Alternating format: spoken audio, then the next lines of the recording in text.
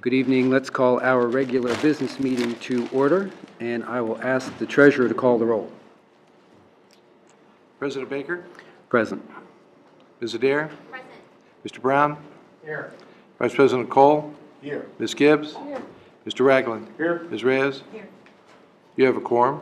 Thank you very much, Mr. Treasurer. And to lead us in the Pledge of Allegiance, I'm going to ask the Division III state champion Columbus Afrocentric Early College girls basketball team to come to the podium and lead us in the Pledge of Allegiance. So if you wouldn't mind, come, don't be shy.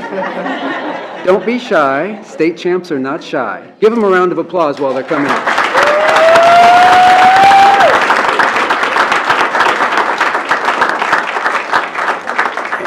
And if everyone would be upstanding and face the flag. Ladies, as soon as you're ready to begin, you may lead us in the pledge.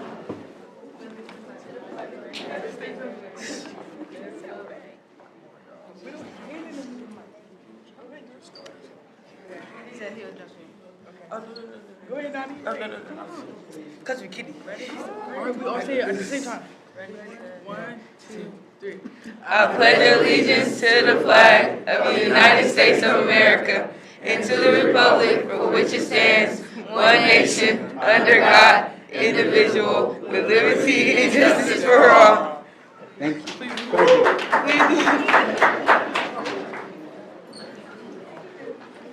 Thank you, colleagues. Good evening. Thank you, state champs, for doing that. And I am going to briefly read through our agenda quickly. So after we adopt our agenda, we'll have some special board recognitions. You will see the state champs back up in front of you. We'll also do Women's History Month recognition. And after that, we will hear a presentation on the Columbus Casting site. We will then take public comment. We do have a speaker signed up to provide testimony to the board this evening. We will then hear from our direct reports with their regular reports, after which we will take up our consent agenda, after which we will hear announcements, after which we will recess into executive session. Is there a motion to adopt the agenda as presented? So moved. Moved and seconded. Mr. Treasurer? Ms. Adair, Yes. President Baker, Yes. Mr. Brown, Yes. Vice President Cole, Yes. Ms. Gibbs, Yes. Mr. Ragland, Yes. Ms. Reyes. Yes. That motion carried. Thank you very much. So what I would like to do, if there's no objection, is go ahead and do those board recognitions next and come back to that presentation from CRG. And so what I would like to do is ask Director Clarno to come up to the podium along with Coach McKinney, if you don't mind. And I'm going to ask the Vice President, and in fact, bring the whole team up, of course. Yeah, come on up, girls. I'm going to ask the Vice President to read a resolution. Thank you.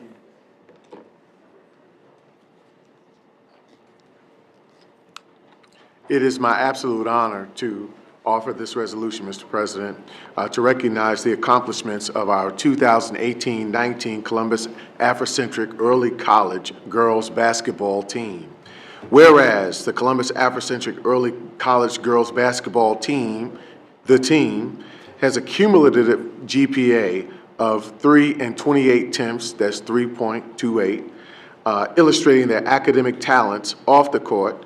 And whereas the team posted an undefeated season, going 28-0, and whereas the team won the City League Championship, and whereas the team won back-to-back Division III state championships, earning its 7th overall state title for the school. And whereas the team is tied for the most state title in Ohio girls basketball history. Please clap it up for that one.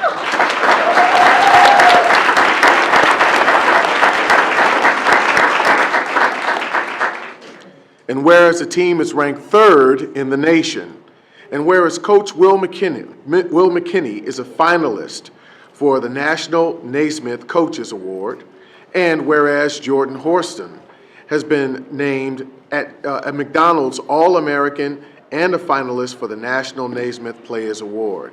And whereas the team is a model of Columbus City Schools' spirit of success, now therefore be it resolved that the Columbus City Schools Board of Education hereby recognizes the many accomplishments of the Columbus Afrocentric Early College Girls Basketball Team over the course of the 2018-19 season, including winning its 7th state title. It is my honor to offer you this resolution, Mr. President. That is a motion, and is there a second? Moved and seconded. Mr. Treasurer? President Baker. Yes. Mr. Brown. Yes. Vice President Cole. Yes. Ms. Gibbs. Yes. Mr. Ragland. Yes. Ms. Reyes. Yes. Ms. Adair. That motion carried. Thank you. Mr. Clarno? Yes, indeed. Good evening, President Baker. Good evening. Vice President Cole, Treasurer Bohoric, Internal Auditor Smith, members of the board, and Dr. Talisa Dixon. It is with great pleasure that I have this opportunity to introduce to you this fine group of young people who represent our school district in such a phenomenal fashion. I get firsthand to see, obviously, the hard work that they put in daily and see all the things that they go through as young people to get to this magnificent point. They do everything that we expect of them as young people the right way, represent our school district with honor, and when they're out there playing, they're as fierce as anyone gets, and so they take no prisoners. It is not by any mistake that this group of young women here have won a state championship, and so it is great for me to be able to say that introduction and turn over at this time the microphone here to the head coach, Mr. Will McKinney, and allow him to share remarks with all of you here this evening. Thank you. Thank you. I would just like to say thank all of you all for your support, and also I would like to again thank the young ladies for doing a fantastic job that they have done with the basketball team and representing Columbus Public Schools. They are products of our great school system. They come from various middle schools throughout the city, Wilbur Park, Ames Middle School, Berwick, and so on and so forth, Afrocentric as well. These young ladies work extremely hard. They come from a great long line of fantastic alumni from the past. As a matter of fact, one of our former players, Renee Waters, just got accepted into the Princeton doctoral program for neurology. So she'll be attending Princeton University. She received the presidential scholarship at North Carolina A&T. And she applied for her doctoral program at Princeton University, and she's just been accepted. And she's one of our former athletes. Her name is Renee Waters. And we have, just a lot of great athletes and academic scholars that come through this program. And I just want everybody here to know that these young ladies are not just athletes, but they are tremendous students in the classroom as well. And Dr. Walker, our principal, can attest to that. Anything that you guys would like to see as far as coming out, checking us out, you're more than welcome to peep your head in, come to a practice, anything of that nature next season when we get it started. But I just want to say thank you for having us here today and honoring our basketball team. And thank you to all of the parents that are here as well, because they also have to put the time in, because it's a very demanding program. And those parents do a tremendous job of getting the girls where they need to get to, making sure that they're on top of their studies and things of that nature. So I just would like to thank those parents as well that are here, as well as the players. And thank you guys for honoring us. Thank you. Thank you, Coach.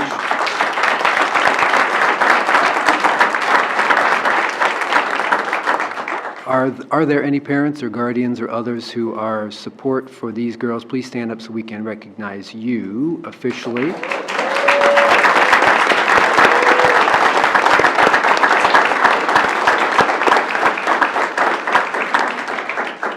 And Dr. Walker, would you like to share any comments? Please feel free.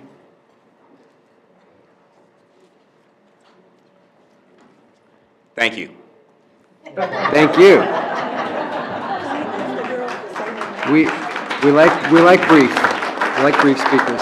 Now, would you mind asking our scholar athletes just to introduce themselves quickly?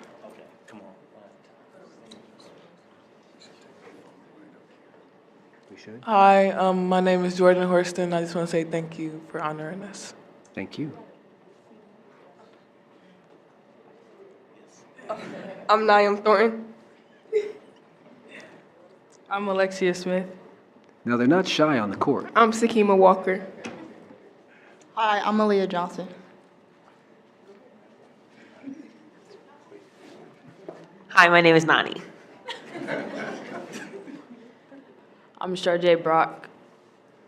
Hi, My name is Michaela Wheat. Hi. Is that everybody? All right, thank you. So if we got everybody, I'd like to ask the team and everybody involved to come up here for a photograph. Please just come right around this way. I think, unlike the norm, I want to be in front. Back here, lady. We should come back here.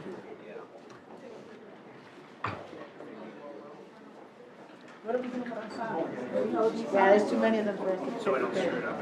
Are we holding our signs? Sorry to see All signs or one sign? Vice President requested a deviation from the norm here. You want us a couple signs? Tony doesn't get up there. Y'all are the star. Pushing the tall ones and get there. Pushing you.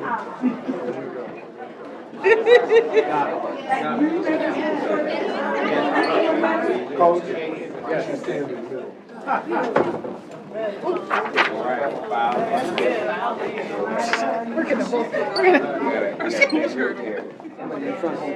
I got you. Just gather around. I'm just standing. Come on. You're as tall as I am. We need to get on a knee here, or? You're as tall as I am. Squeeze in. Squeeze in. Dr. Dixon, do you mind stepping up on the stage? On the stage. On the stage. Dr. Dixon, back up on the stage with the young women. Up between the girls.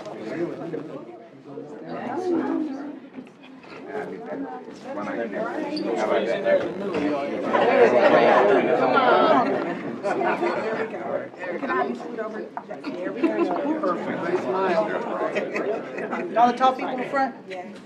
Hold on, we got, wait. We got one more? One more. Come on up. Perfect timing. Mr. Ragland, can you step up on the stage, sir? Team up, come on. And if y'all can have us go down. I got my son. Yes. Hurry up. Parents too. You might want to get in the middle, Miss Gillette. Take a side picture.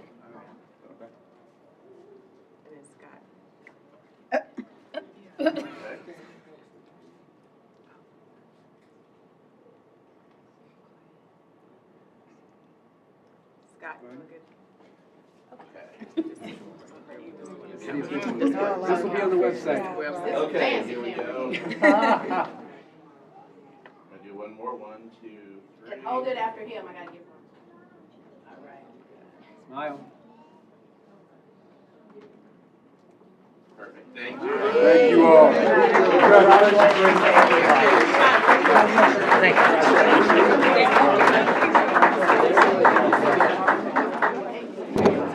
All right, little bit, that's yours. Congratulations, sweetheart. You know, short people don't like to be called. Right, I thought you were talking about. I know exactly. See, they don't like to be told that either.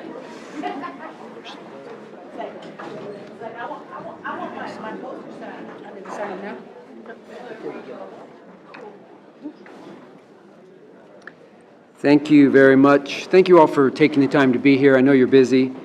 And congratulations again. And let's give them all one last round of applause.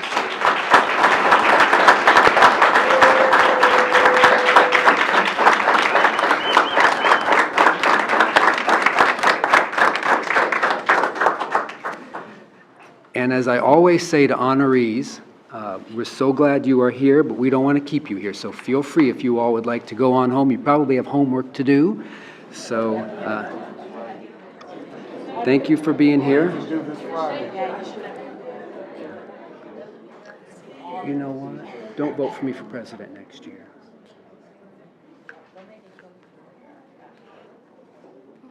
You can be president.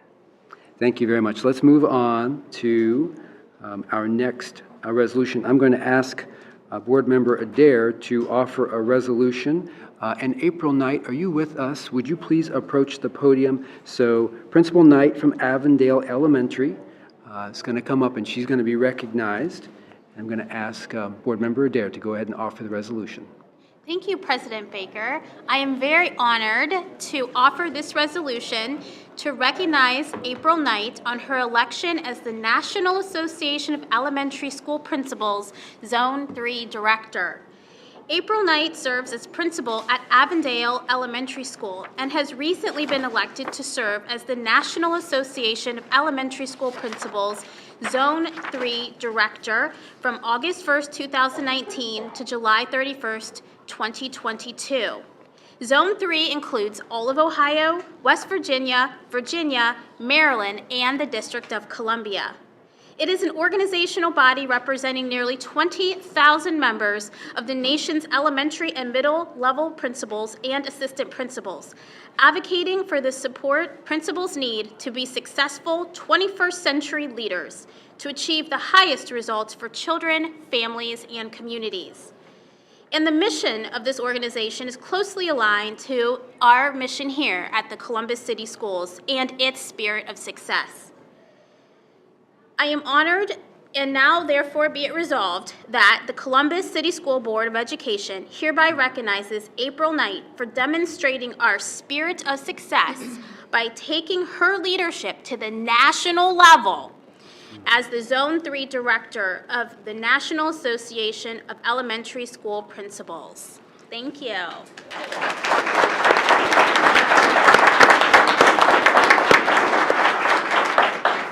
That is a motion, and is there a second? Second. Moved and seconded. Mr. Treasurer? Mr. Brown? Yes. Vice President Cole? Absolutely, yes. Ms. Gibbs? Yes.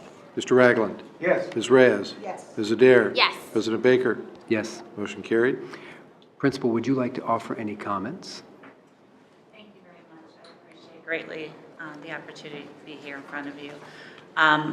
I am very excited about this next adventure and the fact that I'll get to represent principals from those 5 states, but most importantly at my heart, Columbus City Schools. So thank you very much, and I appreciate your support. Thank you very much, and before we ask you to come up for a photograph, any comments, board members? We want to thank you for your ongoing leadership here in the district, but seeing you do the same thing at the national level is really exciting, so congratulations. We know how hard you work. Colleagues, any comments? Yes, Board Member Gibbs. Again, thank you. You're an outstanding member of the Innovation and Reform Committee, and we always appreciate your contributions, your insight, and the perspective you bring to the committee about our programs and the topics we address. Congratulations. Absolutely. Come on up front, Principal. We're going to take a photograph right here.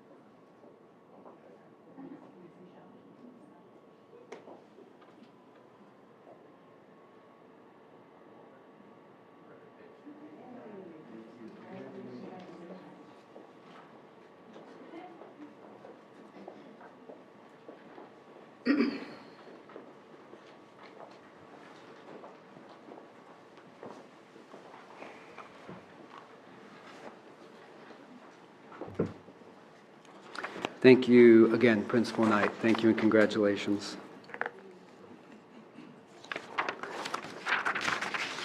And at this time, I would like to ask Cheryl Ward to approach the podium if she is. There she is. Good evening.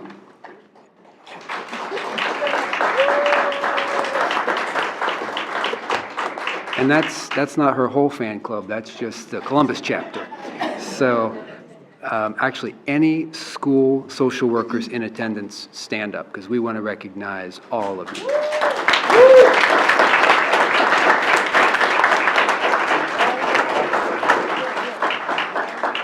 And Board Member Brown, are you prepared to offer a resolution? Yes. Yes, sir. Good evening to all of you, and thank you for being here in such numbers, especially. This resolution will be to recognize the first week of March as School Social Worker Week, and we're happy to have you anytime. Whereas school social workers serve as vital members of the educational team, playing a central role in creating a positive environment in our schools. And whereas school social workers are especially skilled in identifying and providing services to students who face serious challenges to school success. Whereas school social workers are crucial to our work to address students' social, emotional, physical, mental health, and environmental needs, allowing them to achieve success. Whereas education support professionals are integral to the education process, and they work tirelessly to ensure that our students are ready for success and serve children and communities with care and professionalism, whereas school social workers are often the unsung heroes of public education. Now, therefore, be it resolved that Columbus City Schools Board of Education hereby recognizes March 3 through 9 as School Social Work Week, and we're going to celebrate that tonight. Absolutely. That is a motion. Is there a second? Second. Moved and seconded. Mr. Treasurer? Vice President Cole? Yes. Ms. Gibbs? Yes. Mr. Ragland? Yes. Ms. Reyes? Yes. Ms. Adair? Yes. President Baker? Yes. Mr. Brown? Yes. Motion carried. Thank you, Mr. Treasurer. Director Ward, have you any comments you'd like to share? I would. I am humbled to be able to supervise and lead a fantastic group of individuals. These social workers work to promote, support, educational advancement for young people, breaking down barriers, creating opportunities where people thought there were none, reaching out and recognizing families, supporting them, galvanizing with them, and they are truly unsung heroes a lot of times. We have moved from 12 social workers in the district at one time to 39 right now. And we continue to grow, and we are very honored to have the support of the board, to Dr. Dixon, to all those in leadership, for recognizing that young people have challenges beyond the classroom, and that if we can have people like school social workers and other people to assist us in this working together, we do phenomenal things in the district. So I'm very humbled to be able to lead this amazing group of people, and thank you tonight for taking the time to honor us. Any additional comments, colleagues? Mr. Vice President? Thank you so much, Mr. President. It is an absolute honor to be able to honor you all this evening. I'm well familiar with the work that you all have done over the years. I'm especially proud because we're growing capacity in this area. And this is something that this board has been in real strength and fidelity with, right? We made a commitment to the community, particularly in 2016, that we would increase our numbers so that we provided the necessary supports in our schools for our youngsters. I know what our mission statement is. I get up and breathe it just like all of us every day, that each child is highly educated, prepared for leadership and service, and empowered for success as citizens in a global community. And you all represent a very integral and intimate part of that. Thank you all for the hard work that you give to us every day. God bless you. Any other comments, colleagues? All right, I'm going to ask you all to come up front so we can take a picture. Let's do it on the stage. I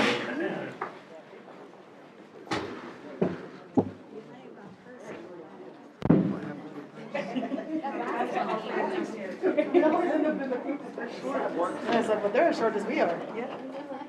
They're not as tall as the Yeah, it's a different team. It's a different team. All right, who wants to stand up on stage? I know, I love the shirts. Come on in, come on in. You want to put your foot? Yes, I do. No one will take it, we promise. If so, we'll catch them on film. It may not be You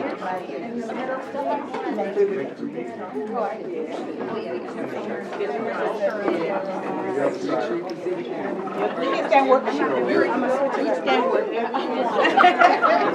I didn't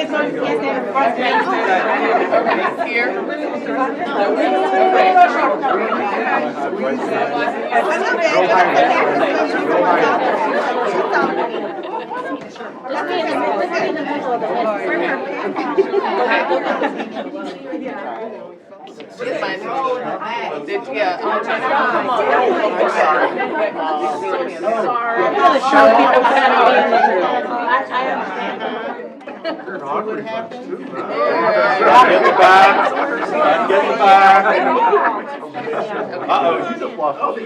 Yeah, we're gonna make this work. Lovely. Just make sure you can see the camera.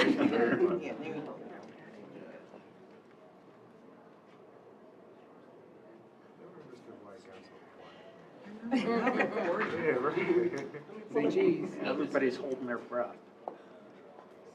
One more, 1, 2, 3. Thank you.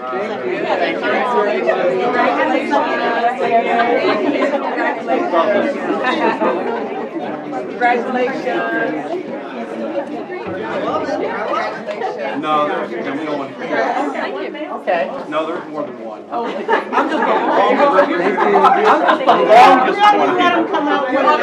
the grandfather.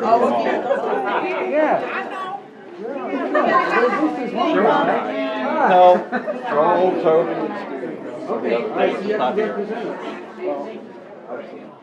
Of this group?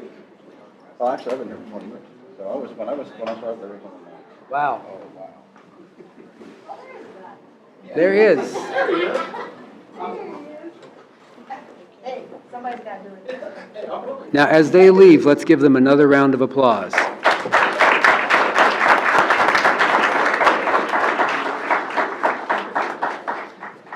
Thank you very much, and thank you, Director Ward, for your ongoing leadership.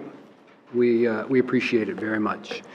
And as they transition, let's move on to Women's History Month. And so I'm going to ask Board Member Gibbs to lead us through this celebration and recognition. Board Member Gibbs? Thank you very much, President Baker, Vice President Cole, colleagues on the board. We're excited to celebrate Women's History Month, and we have the opportunity to highlight two amazing people for today's celebration.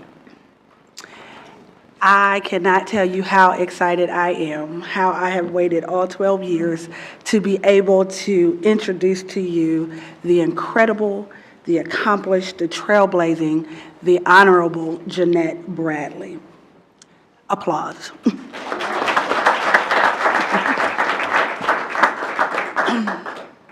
The resolution reads, Jeanette, and I'm going to abbreviate some of it, but whereas Jeanette Bradley is a proud alumna of East High School.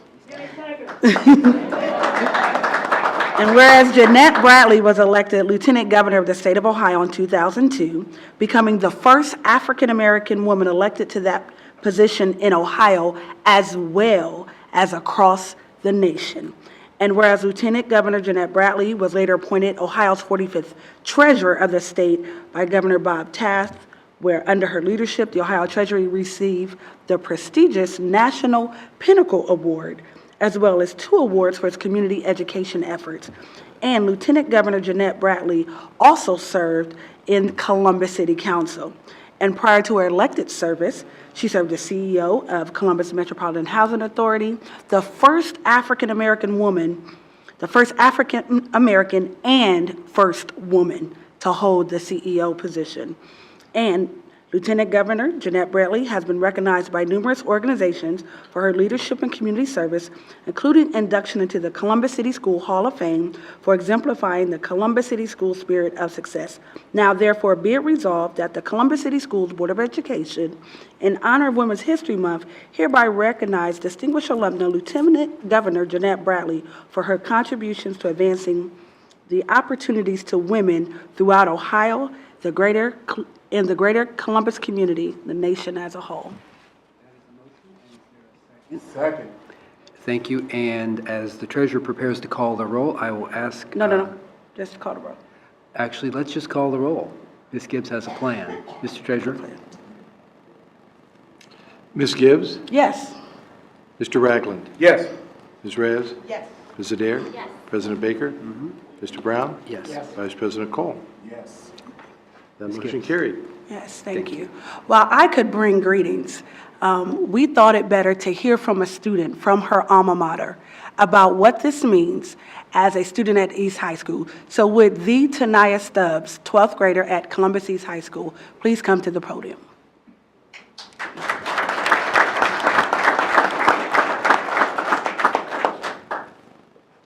Got my picture up there fast. So Miss Jeanette Bradley, first I'm Tanaya Stubbs. I am an East High School Tiger. I am a senior, and in the fall I'll be attending Bethune-Cookman in Daytona Beach, Florida. I'll be majoring in biology and double minoring in African American Studies and business.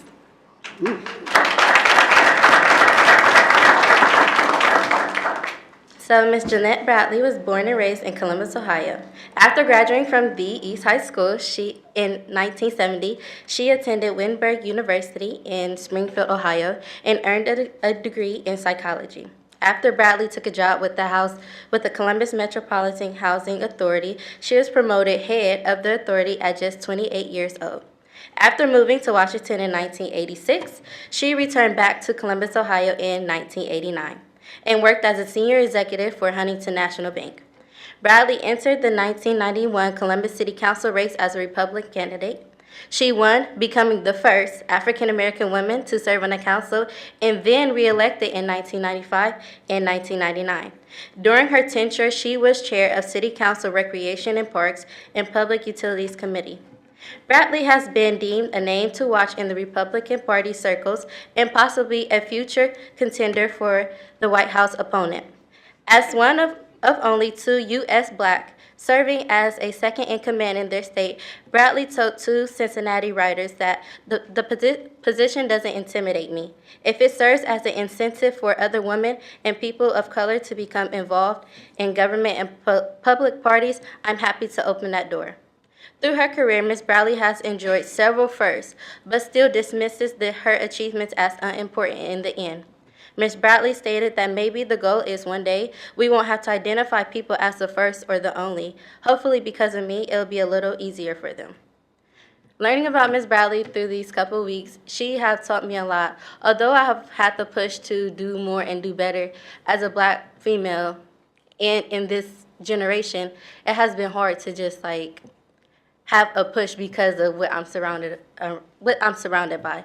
So I know that in the fall, with my degree, I would do bigger and better things. And I too agree with there shouldn't be just first and only. It should be like a regular, normal thing, you know. So I have the honor to introduce Miss Jeanette Bradley.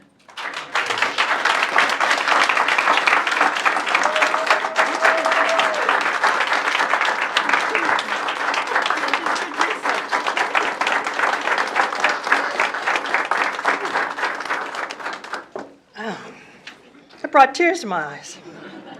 You did an excellent job. May I speak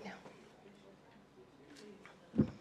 Mr. President, honorable members of the school board, staff, guests, I wasn't expecting this. This was a surprise, very nice surprise. It's like this is my life walking down memory lane.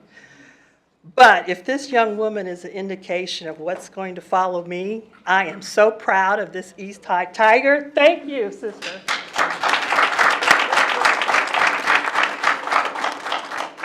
And thank you, school board, for recognizing Women's History Month. We started out with 1 week, now we have a month. But for the women in here, we know it's every day. We know it's every day. Every day in this country, hardworking women are breaking barriers and seeking new opportunities in life. However, we know we have a lot of work to do to make it equal and fair and full of opportunities for women. To all the students here, I just want to say, please take your education seriously. Embrace the concept of lifelong learning so that you will be prepared for all these new opportunities in this rapidly changing world. And to the members of the school board, thank you for this honor. It has been my honor and privilege to serve our community for so many years. Thank you very much for this recognition. Thank you.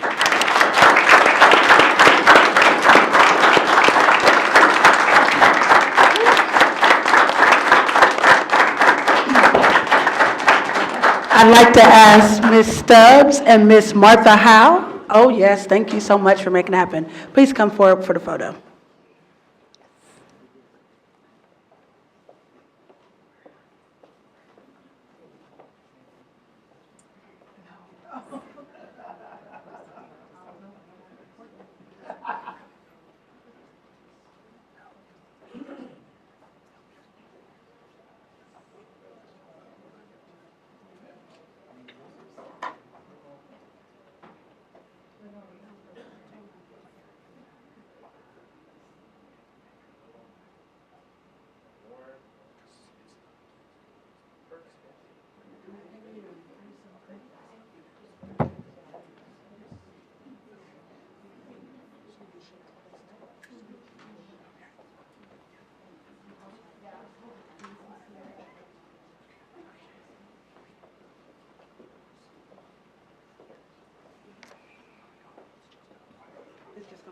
Okay.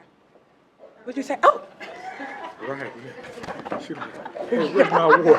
Thank you. Yeah, don't leave without the Oscar. Yeah, don't leave without the Oscar. Don't leave without the Oscar. Thank you so much. Lieutenant Governor said she does not have an announcement to make this evening, No. but No announcement? watch her Twitter feed just in Right. case. But I do want to say you are joined here by your spouse. Am I right? Did I see him? There he is. Mr. Taylor, right over here. Wait, there he is. He's done. Yes, East I saw High. an East Tiger. Very good. I'm all over that. Thank you so much. Ms. Gibbs? Yes. Next, I am extremely privileged and honored and absolutely inspired to introduce Miss Erin Hathaway. Erin Hathaway is the CEO of Erin Pink. And I'll tell you more about it like this. Ohio students go back to school. Organizations focused on empowering young girls are also ramping up for the season. Elisa Henry talked to the owner of this program, Erin Pink. Their schools are full of educators and teachers who are there to serve girls, but when an outsider comes into the building and someone who looks like them that they can relate to, they open up and they pour out their feelings, what they're going through, and I'm just that extra voice to give guidance, support to girls. Erin Hathaway created Erin Pink 7 years ago. Erin Pink is a fictional 12-year-old character that we created to be a positive representation of what a 12-year-old girl is in society today. And so Erin Pink is a mentoring organization to empower girls and women surrounded around Erin Pink's story. The organization serves middle and high school age girls through mentoring, special events, workshops, and speaking engagements. The components of our program expose girls to positive role models, and then we operate the Lunchbox Girl Talk School program during the day. We have a She's Go Girls workshop, a bi-monthly Saturday experience for girls in the community, and then we have our annual event, Give That Girl the Mic, held at the Lincoln Theater. It's a stage for girls to come and take the stage and showcase their talents in front of friends and family. Erin Pink also partners with ICE, Image Character Etiquette. That program, run by Erin's husband Sharon, is parallel and serves young boys in the exact same manner that Erin Pink serves girls. The relationship between mentors, between adults and students are imperative for the development of youth. And I feel like it's my responsibility as a young woman to give back to girls what my mentors throughout life, the experiences and the opportunities they've given me. I feel like it was my responsibility to give back to the girls in my community. And you have a daughter. A 2-year-old daughter. So how does that inform what you do? I'm putting myself in position to be the best mom that I can be, but I know that young women still look up to peers directly ages above them. And so my goal is to influence this next generation so that my daughter has a generation and role models to look up to. All good stuff. Here to talk about the impact of the program is Miss Avery Watkins, 6th grade student at Berwick K-8.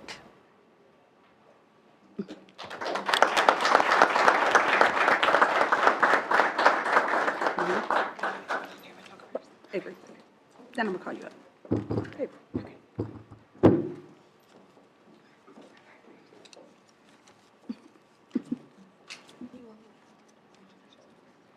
Hi, my name is Avery Watkins. I am in the 6th grade, and I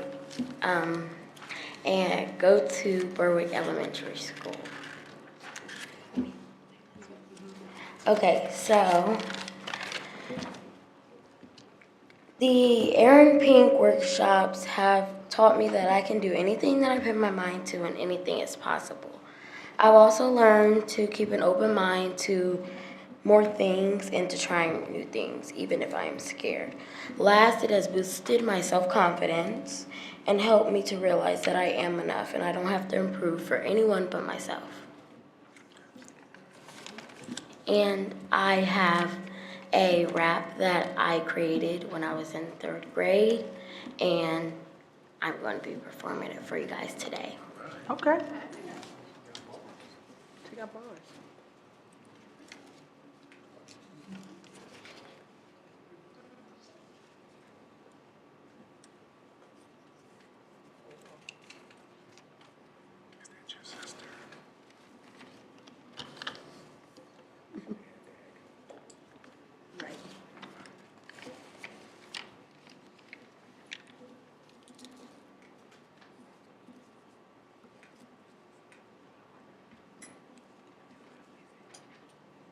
While we're waiting, let me tell you a little bit about Miss Erin Hathaway.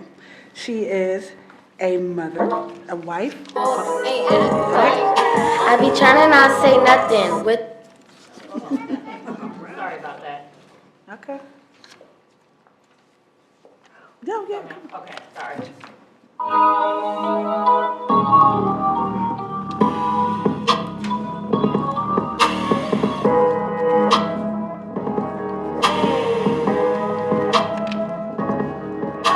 These bullies at my school ain't acting right. I be trying to not say nothing with all my might. These kids be acting like they don't have no home training, right? But here's my advice. Don't sleep on me, alright? I'm too pretty to be sitting up arguing all night. And anyways, you're not even on my level, right? Take the stairs, get with my height. Take the stairs, get with my height. You be saying you wanna fight me, right? But you couldn't say it all then and there. Take the stairs, get with my height. Take the stairs, get with my height. When I see you in the hallway, you have nothing to say. But when I go on social media talking stuff on my name, take the stairs, get with my height. Take the stairs, get with my height. These bullies at my school ain't acting right. I be trying to not say nothing with all my might. These kids be acting like they don't have no home training, right? But here's my advice. Don't sleep on me, alright? I'm too pretty to be sitting up arguing all night. And anyways, you're not even on my level, right? Take the stairs, get with my height. Take the stairs, get with my height. I like to rhyme, and now it's my time to shine. I ain't worried about you, you just wasting my time. You're fake and phony, softer than My Little Pony. For all y'all haters, I have something to say. You need to watch your mouth and stop talking stuff on my name. Take the stairs, get with my height.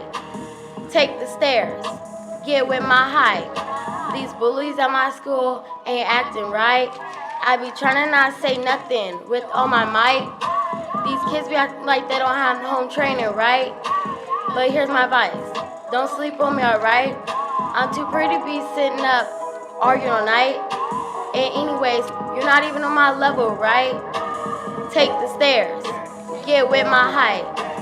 Take the stairs, get with my height. Thank you.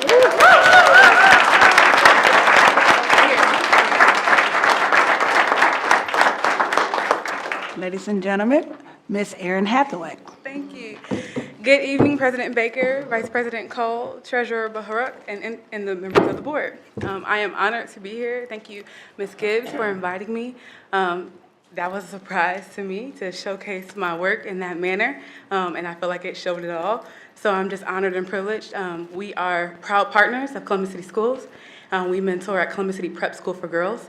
Through a partnership with Columbus Urban League, we mentor at Wyland Park, and we will be doing, at Sherwood Middle School, and we'll be doing a program at Wyland Park in April. Just like the mission of the city schools, we ensure that our students are highly educated, but we focus on their purpose and potential. We understand that when kids have an identity and are aware of who they are and where they're going, they can focus and prepare for life better. Miss Avery was a performer at Give That Girl the Mic. There was 140 girls who performed at the Lincoln Theater, and she was amongst one of them and received a standing ovation for Take the Stairs. And we also have a program called She's GOAT Leadership and Development. We have 50 girls who are enrolled with us who spend a weekend with us at Capital University. And we mentor them, and we have professional women such as Deborah Benzone, Alisa Henry, a few pharmacists and doctors who come and present to our students. Our goal is to put professional young women who look like our students in front of them so they can see who they can become. And last, in partnership with my husband, who is here today, he is the founder of ICE, Image, Character, and Etiquette. He mentors young men, and together we have a conference called the Ballers Conference. It's a financial literacy experience for middle school and high school age kids. At Capital University, we have about 100+ students come and learn about how to take care of their finances, how to prepare for scholarships, how to not get into debt, and just to overall take care of their budget. I appreciate this opportunity and to be honored tonight, and I just want to say thank you for this opportunity. Thank you.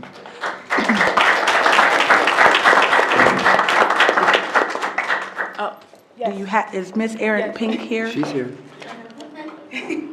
So this is Erin Pink, and as the video said, this is our fictional character. She's an average 7th grader being raised in a single-parent home, and her mother is a career woman who is focused on taking care of the responsibilities at home, and so she's too busy to pay attention to Erin Pink's needs. So just like a typical student, Erin Pink feels alone. She struggles with fitting in at school, and so based on her story and her understanding that she knows that despite her neglect at home, she is a girl with purpose, and that's what P stands for in Pink. It stands for I am a girl with purpose. And so around her story, that's the base of our foundation and how we direct our students in our program. Can you read for us what the PINK stands for? Yes, I will do the pledge. P, I am a girl with purpose. I stand for good morals and values with integrity. N, I choose now to get up, dress up, show up, and never give up. And K, my knowledge is power and my actions are powerful. Thank you so much. President Baker. Yes, ma'am. To recognize Erin Hathaway, CEO of Erin Pink. She has established as a mission of her organization to challenge the narrative of what it means to be a girl in today's society by inspiring girls to set standards and expectations that align with their values and morals, to encourage confidence so that they can confront stereotypes and peer pressure, and to empower them to find and use their voices. And since 2011, Ms. Hathaway's organization has served girls and teens in the community through school programs, community workshops, events, and speaking engagements and mentoring.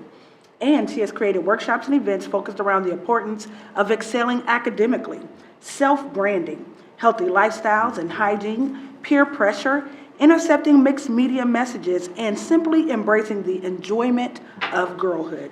And Ms. Hathaway's organization has provided these programs and services to the students and families of Columbus City Schools.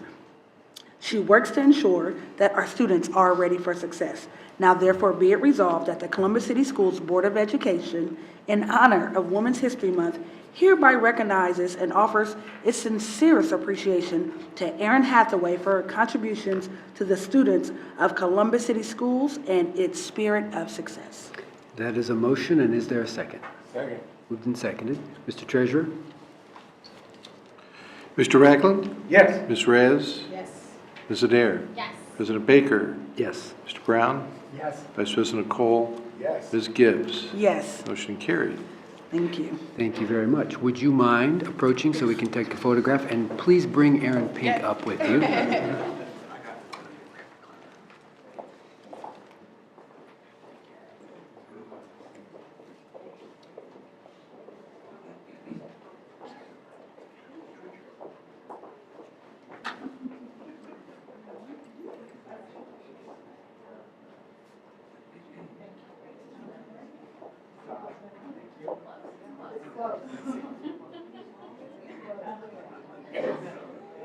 It's pretty close. Or is mine? Take the stairs. Yeah, I'm just a little bit taller than 12-year-old.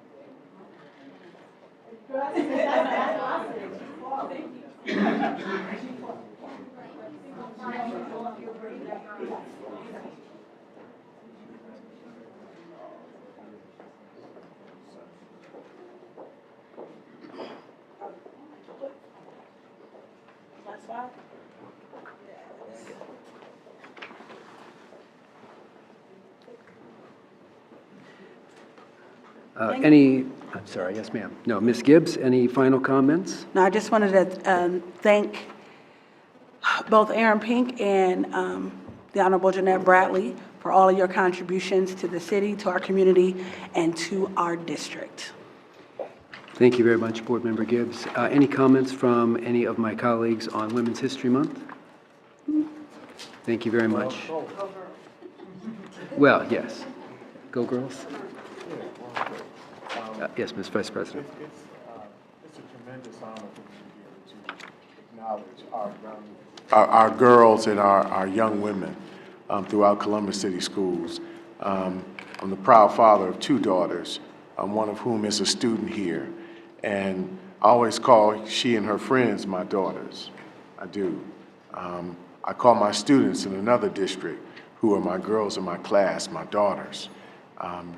It brings me tremendous pride to see what our young ladies are emerging into, and that they fearlessly do it in a way that doesn't stop them. What I will challenge them to do is to continue to do it with love, continue to do it with patience, continue to do it with some joy, continue to do it with a sense of perseverance, continue to do it with humility. With humility.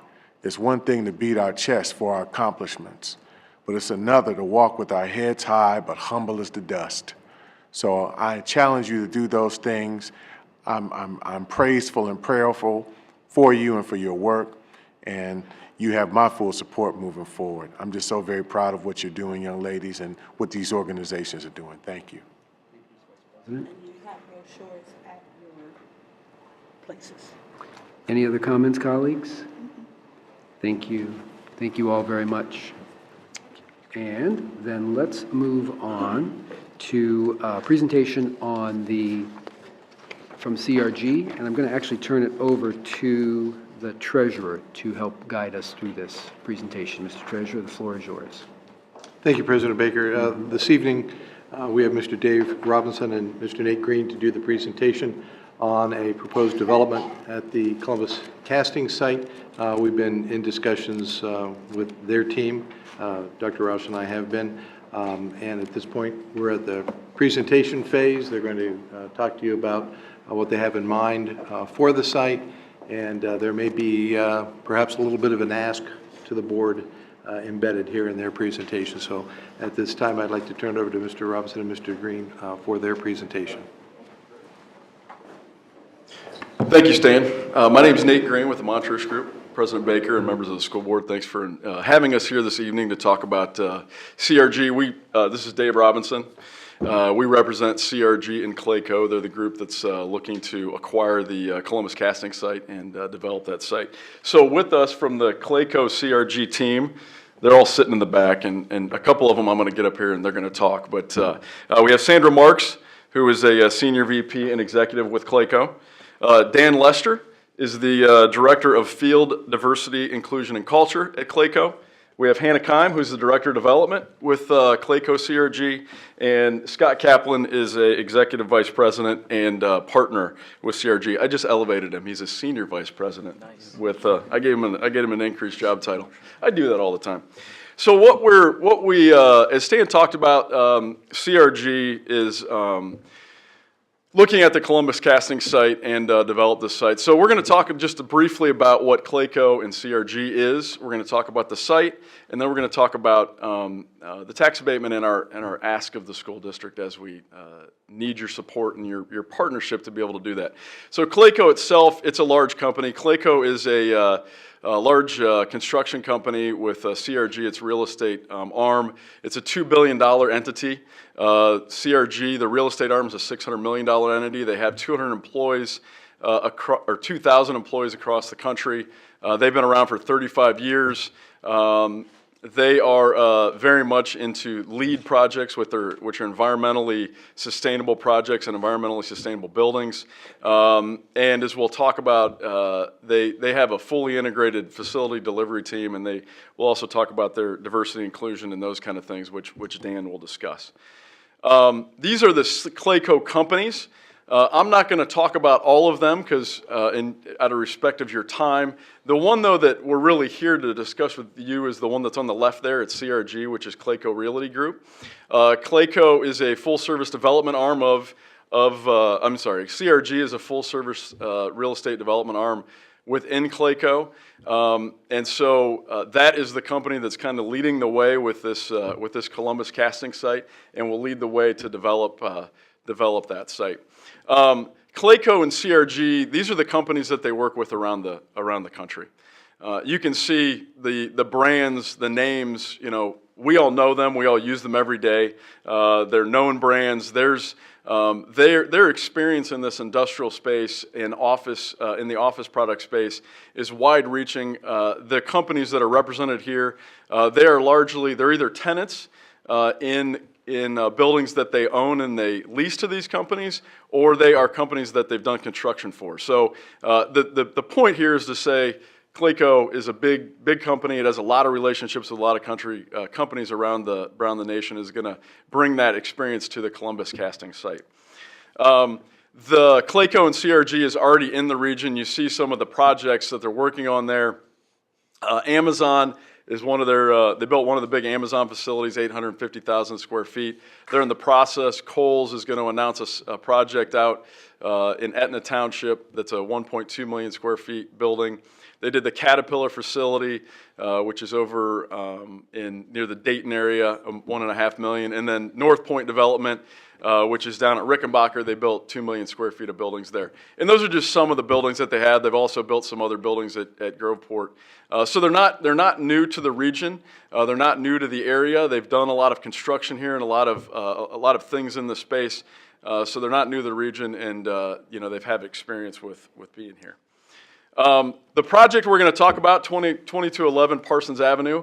This is the former Columbus casting site. That picture that is up there shows the buildings that were there. If you go down there today, those buildings are no longer there today. The reason that CRG is interested in this site, one of the biggest reasons, you all know it, and we had all these students here today, is because of the labor pool that it sits in. You have students that could potentially work at the buildings that are going to be here and work for the companies that are going to be here. It sits, this is in the development community, it's called urban infill. This isn't a greenfield site, this is a brownfield site. And so this is great. Bringing, we tore down buildings, but then we're gonna put buildings back up and have new capital investment and bring jobs to that site, which is, I think, great for the city of Columbus and great for Central Ohio. This is really the schematic of what could go there. This shows two buildings that could go on the site. And this is just one site plan. CRG hasn't decided what they're gonna do yet specific to the site. They could put up one building, they could put up 3 buildings. It really it'll be determined by the market. Who's out there looking for space, what they see, whether they're going to build speculative space or whether they're going to do build to suit with clients that come along. So that's just kind of what it looks like today. A lot of these already, but the proposed site I talked about already. It sits within the largest labor pool in Columbus, Ohio. The reason that Rickenbacker has been in such a success is because of the labor pool, and this even is a greater impactful of the labor pool because of where it sits in the city. It has great access to 104. It has great access because of that to 71 and 33. What Clayco and CRG look at to do on this site is manufacturing or distribution facilities. That's what is likely to go on that site, and those are the companies that they're already talking to about coming on to this site. The partnership between CRG and the schools is really obviously what we're here to talk about and what you're probably most interested in. What we projected for the site is 700 new jobs on the site being developed in one of those buildings, whether it's one building or 3 buildings. We see that there could be potentially 700 new jobs on that site. We project that based on those 700 new jobs, there's potential for $4.8 million in income tax revenue that would come back to the school district through a revenue sharing agreement with the city of Columbus, which I know that you've done that before, and we've talked with Stan about that. But that would come back to the schools, and that would be the vehicle for that is that we're asking from you and from the city of Columbus for 100% 15-year tax abatement on the site. That allows the site to be competitive with all of the other industrial and distribution center sites in Central Ohio, but it also allows us to be competitive with Indianapolis and Louisville and Memphis and Pittsburgh and all these other places that we compete against for these big distribution sites, big distribution warehouse sites. And also in addition to that, certainly there's the income tax sharing, but we also want to provide a partnership, an additional partnership back to you with your students that we valued at $250,000 over a 5-year period. But what I'm going to do, because I'm not the expert on that, I'm going to have Dan and Sandra come up and talk about what they do and what that partnerships means. They run these programs for Clayco throughout the country, and I think they'll be able to talk to that and really what that means. So, Sandra and Dan. Thank you. I'm going to take a few minutes. My name is Sandra Marks, and I'm an executive at Clayco. I came on board with Clayco 4 years ago. I've had my own company for 30 years, and I started my company to essentially develop minority and women-owned firms. I'm from St. Louis, so get that out. But in St. Louis, we, as we have all over the country, struggle to find, in particular, minority and women-owned firms that can build the kind of buildings that a company like Clayco builds. So over 30 years ago, I started a company to specifically focus on that. And for about half of that time, I was a consultant with Clayco. So Bob Clark, who's the founder of Clayco, had hired my firm to help him primarily in St. Louis, and then we began to do business all over the country. And as we went into different markets, we recognized that we needed to team with the community to make sure that minority and women-owned firms were part of all of our projects. So that's my direct expertise, and Clayco is the only company I know of in the country that has an in-house minority and women-owned business development side, which is what I represent. And then Dan Lester, who I'm going to give the floor because I rarely do, but he's really the important one today because he is our workforce development specialist. Dan comes from the educational system, and he himself has a very unique approach. And both Dan and I are really focused on the fact that we are in an industry that really needs good talent. And Clayco prides itself in talking about how we recruit the best and the brightest talent to come into our company and also to come into our industry. But Dan's going to share with you that obviously we've got to do a better job of finding and encouraging the best and the brightest, your students, to consider careers in construction. And I mean from the trades to the engineers, to the construction managers, to the architects, and ultimately to the business owners. We don't have enough of young people in general going into our industry, but we definitely don't have enough minorities and women. And so Dan is specifically focused on that. And partnerships like this allow us to come into the schools, partner with you, to find students and remove whatever barrier they have. We have a great program that we started in St. Louis that we're now doing in Chicago that really addresses what the barriers have been for years with minorities and women getting to this industry. And we put our money where our mouth is in those programs, but we also give our talent. We mentor students, we encourage students, we work with students from high school all the way through college. And Dan is the one that really has made that happen. So I'm going to let Dan come up and take the rest of it. Thank you. All right, good evening, everybody. All right, well, part of it is my passion is for education. I came out of the education industry as an administrator, and I really saw what impact those things could have. But when I got into the construction industry, being in the public sector, it was completely different because the objectives of diversity and inclusion are completely different, right? I was a diversity director in a private high school, and the directives are different here. In construction, diversity is very simple. It is minorities and it is women. Those are the only two ways it is measured. It doesn't matter what it is, it doesn't matter who it is. But the reality of it is that people are the ones that make up the percentages. So when you go into places, everybody wants to talk about what's the percentage of the people, how much percentage are the minorities, how much percentage are the women. And what we had to realize is that it doesn't happen with percentages. It happens when you start focusing on the individuals. And my experience in education really brought me to a place where we realized that we had to do more. So right when I came into this industry and when I got picked up by Clayco, they were starting this really amazing program called the Construction Career Development Initiative, or we call it CCDI. And CCDI is what we're going to propose to bring here, but a little bit of an abbreviated version. CCDI basically is a full service program that goes into the high schools, partners with high schools, and takes students from their freshman year all the way through what we call success, which is gainful employment, whatever that might be. Now, we don't have the ability to do that fully and completely here, but we have ability to do a lot here. And we've had several pieces of success. We help with job placement, and we don't just say we're going to bring jobs. What we do is we find our contracting partners who are the ones who are that actually hire the individuals, and those are the individuals who we partner with so they can shift their mindset and pivot and realize is that the reality of it is that people don't know what our industry can provide for them. Our industry can provide a very good way of living for those who may not be interested in college, who don't have any other avenues to attend to, or those who are interested in college and want to go through those pathways but have never thought about bringing their talents into the architecture, engineering, and construction industry.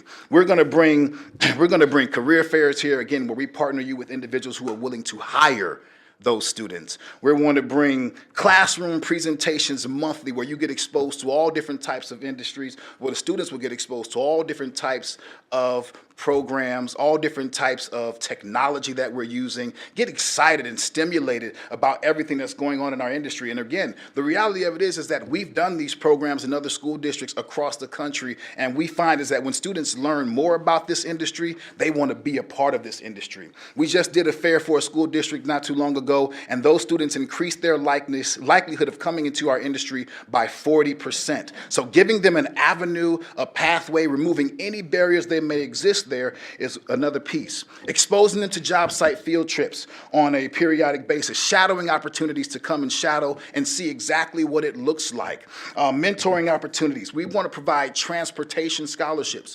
One of the biggest pieces that we find in our industry to be successful, especially when you're entering in the trades and those skilled tradespersons, they don't have transportation. And if you know anything about our industry, you could be working here or you could be working somewhere 100 miles from there today, and to be working here somewhere here, and then you have to get there, and sometimes you're hitting multiple sites in the same day. So if you have transportation, we want to provide transportation grants to those students and then be able to make sure they have ability to get to their projects on time.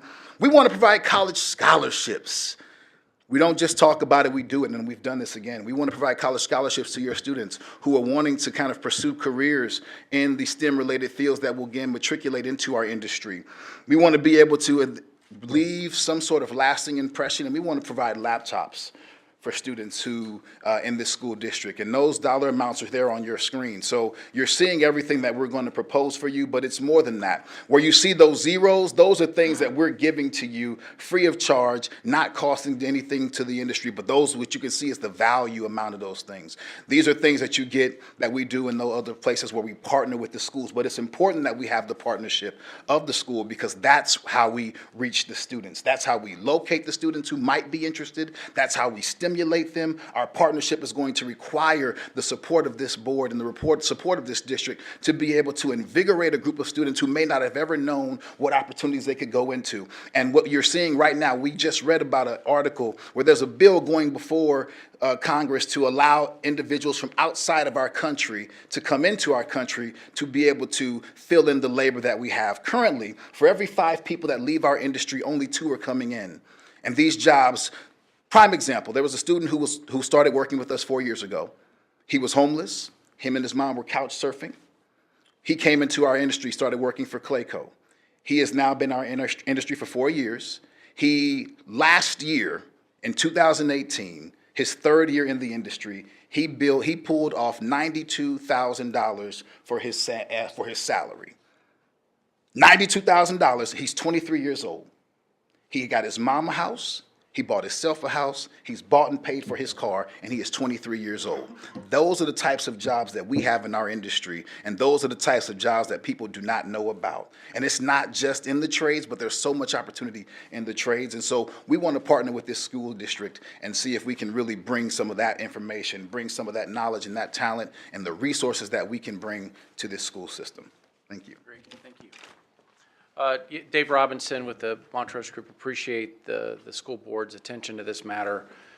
I mean, I hope you feel the enthusiasm of this company. I mean, I'm sure you hear these presentations quite often, and sometimes you're wondering if they're show horses or workhorses, but these guys are workhorses. And we are fortunate to do work for a number of developers looking to build projects like this to attract jobs.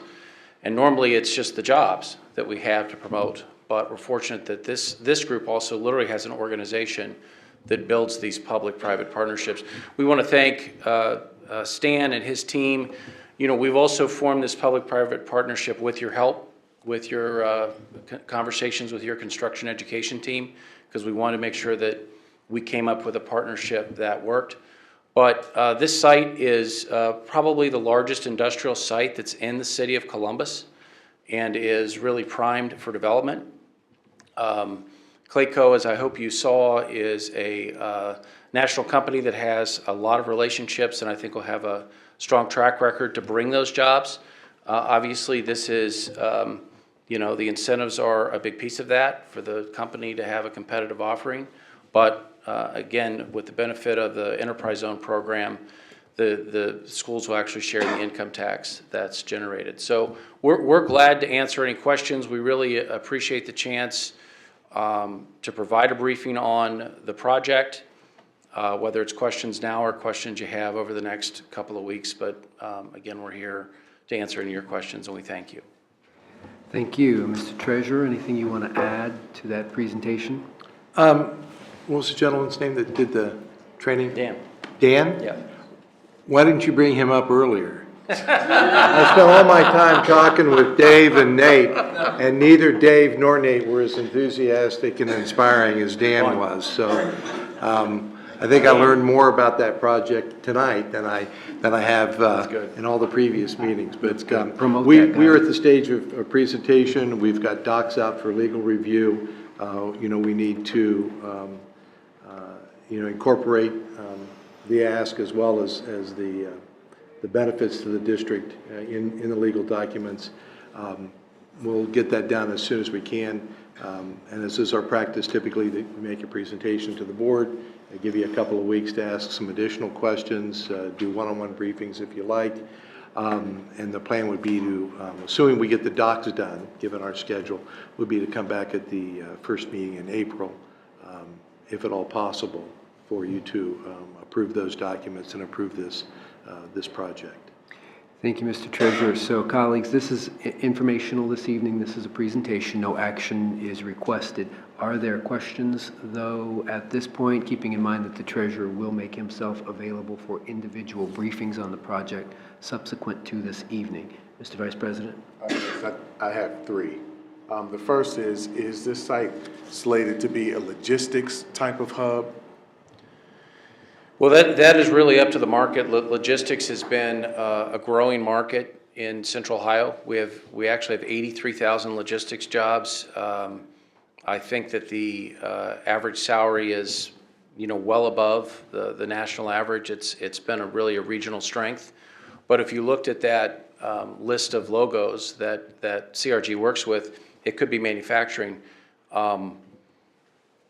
Which one has more jobs? It really depends upon the nature of it. Fulfillment centers, that we have had a big growth market in, actually in some cases have more jobs and often at higher wages. So we see it as being clearly an industrial use that could be fulfillment or manufacturing. All right, thank you for that. What also got my attention was the interest in minority business involvement. Are we looking strictly at trying to do diversity and inclusion of employees?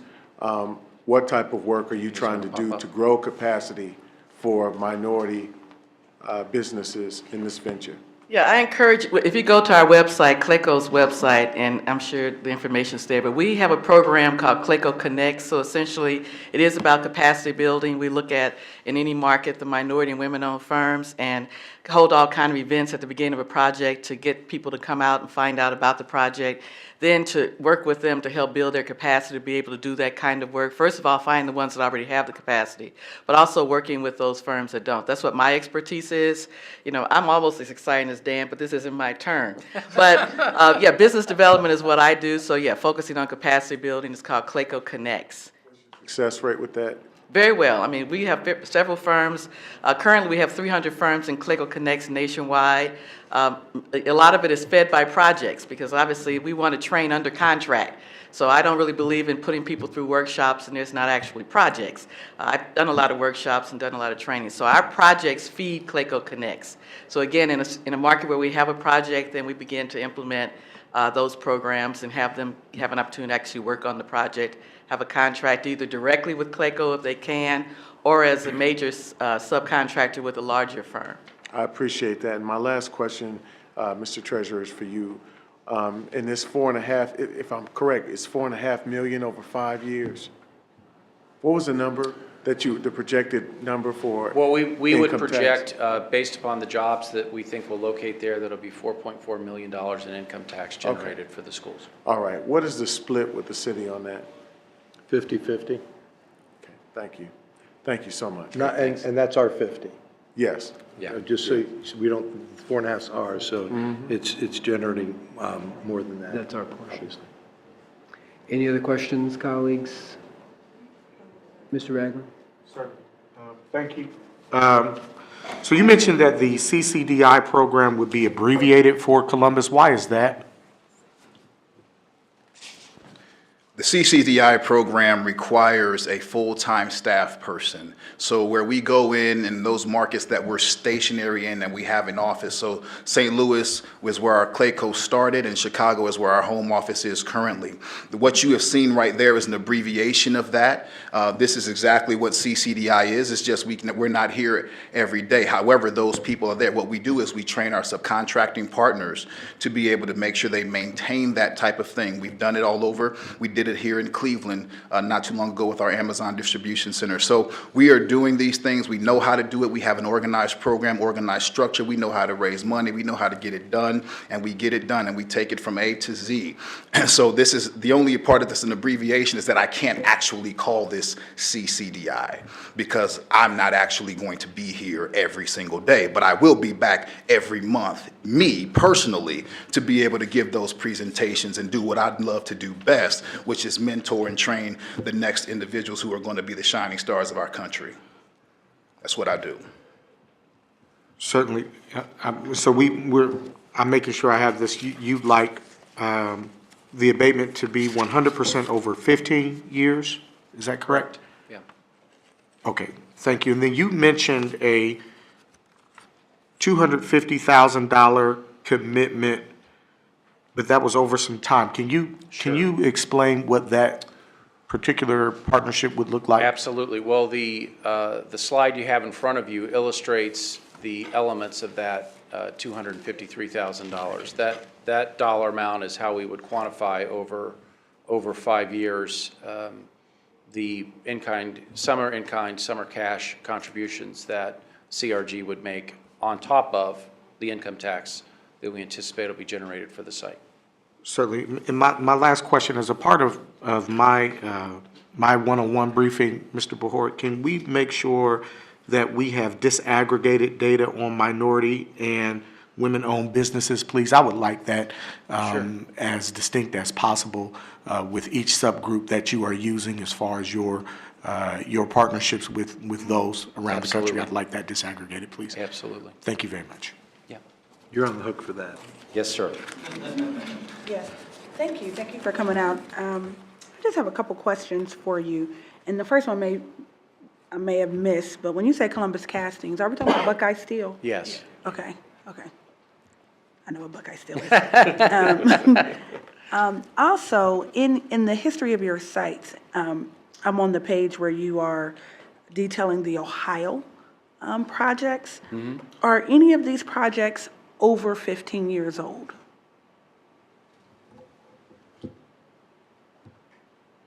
I don't think so. No. So, 'cause my question is to the length of 15 year. Do we have any of your sites or any of these projects that have reached that life cycle? And then what has the valuation been of that project after the 15-year abatement? If you could bring that information Sure, and back to us. I'm glad to speak to why 15 years, and also glad to talk about, kind of the life after that. Central Ohio has been very successful in attracting logistics, manufacturing, quite frankly, with this, 15-year, 100% property tax abatement at the Rickenbacker Intermodal, and south of there, West Jefferson, out in Madison County. Etna has a big core out in Licking County, and that abatement has helped drive a lot of economic growth.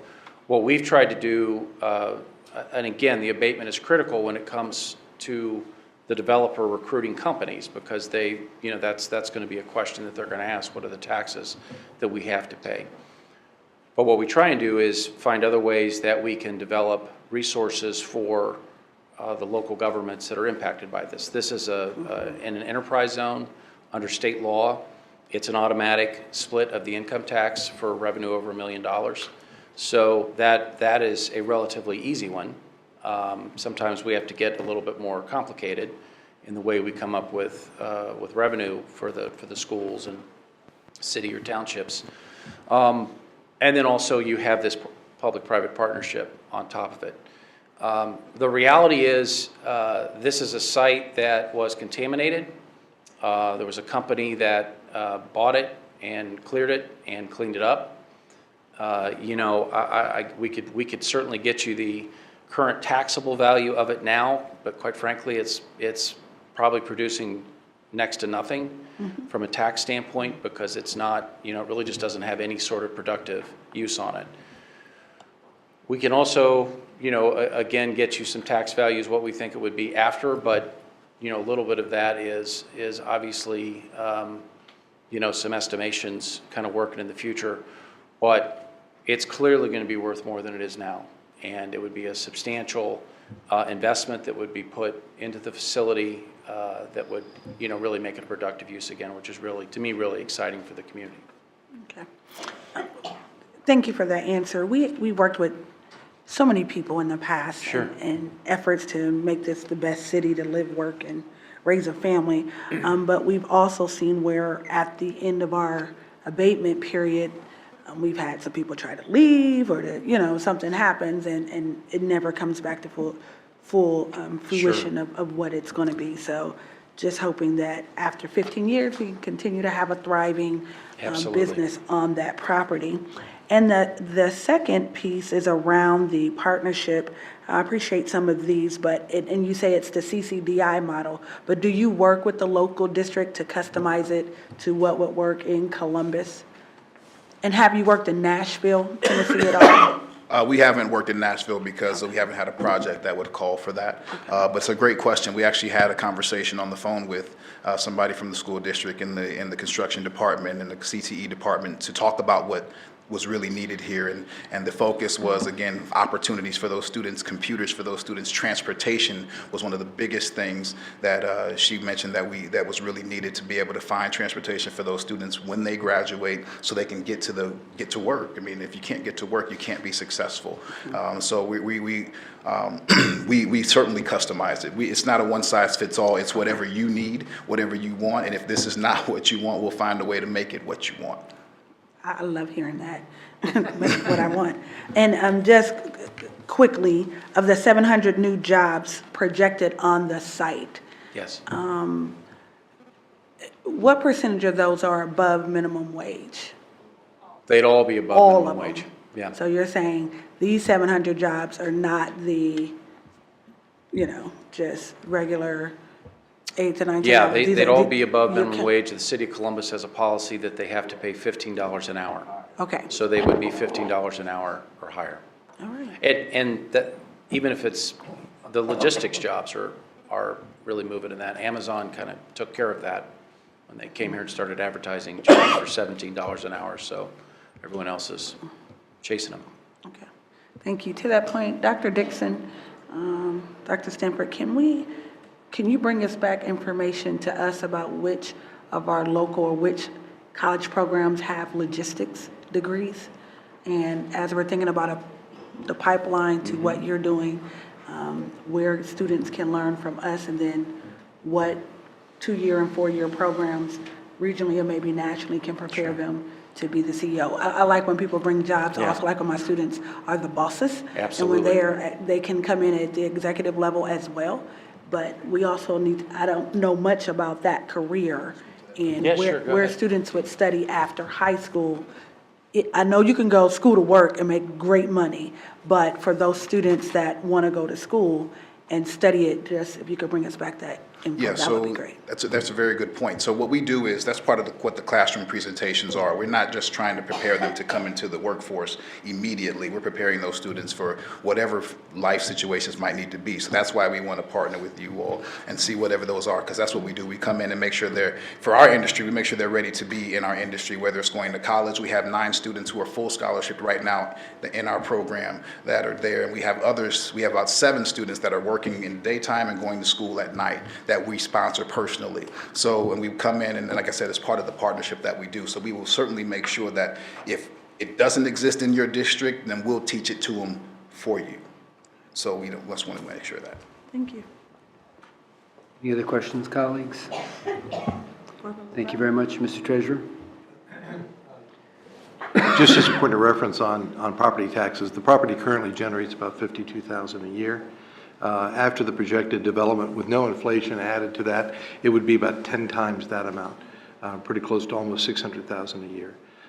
So that's kind of that relationship, what the property taxes are now, if they do the project, what they could be in the future, just to give you an idea.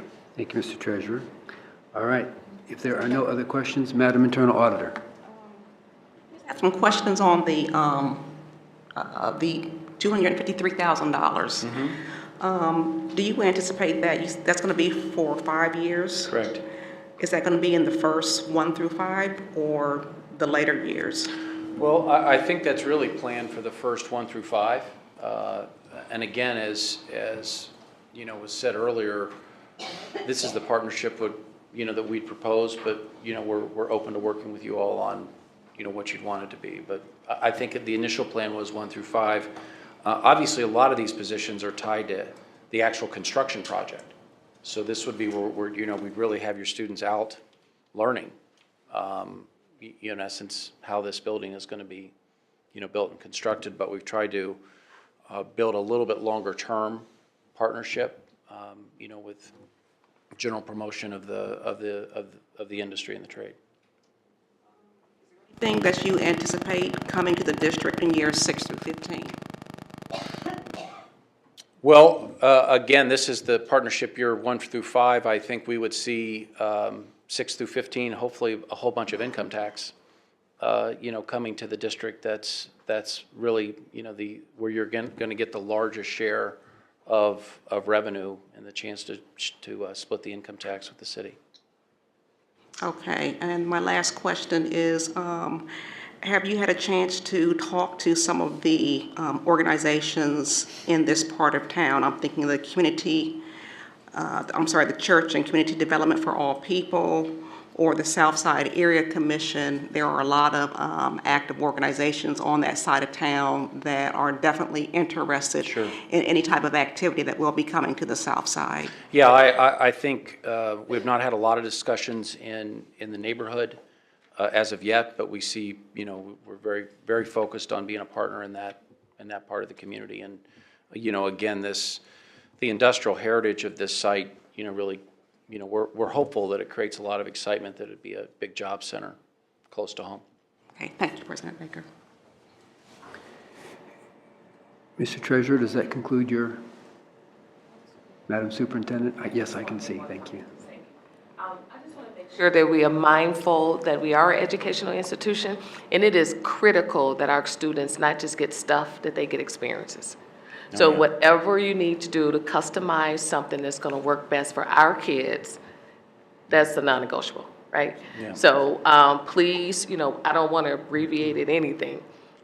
We want a plan that suits any other city, and whatever those students get, I want my kids to get those. So please work with our educational services team. If you need me, or whoever you need to work with to make sure our students get those experiences, that is a non-negotiable for us. Thank you. Yep. The only thing that's abbreviated is the time. Okay. Okay. So we have raised over $1 million in 3 years to keep our programs in other cities currently going. Okay. This one is tied to a project, so that's why it's abbreviated. Okay. And so we're going to definitely make sure you get what you want. But like I said, if this is what we want, we'll find a way to make sure it's. Thank you. Thank you. I mean, it's all experiential learning. I mean, that's really the whole mission of it. All right, well, if there are no other questions or comments, thank you very much for being here this evening. Thank you. Yeah. Thank you. All right, let's move on then to public comment. If there are no other questions on that presentation, thank you. So we do have one speaker who is here this evening to provide public testimony, and I'll ask the speaker to approach the podium. Valina Upchurch, topic, mistreatment of students, board action requested. Take in consideration how the staff is mistreating students. Ms. Upchurch, good evening. You will have 4 minutes. You'll see a timer on the screen. And welcome. Good evening. The floor is yours. All right. Good evening, President Baker, Vice President Coe, Treasurer Brohara, I'm sorry.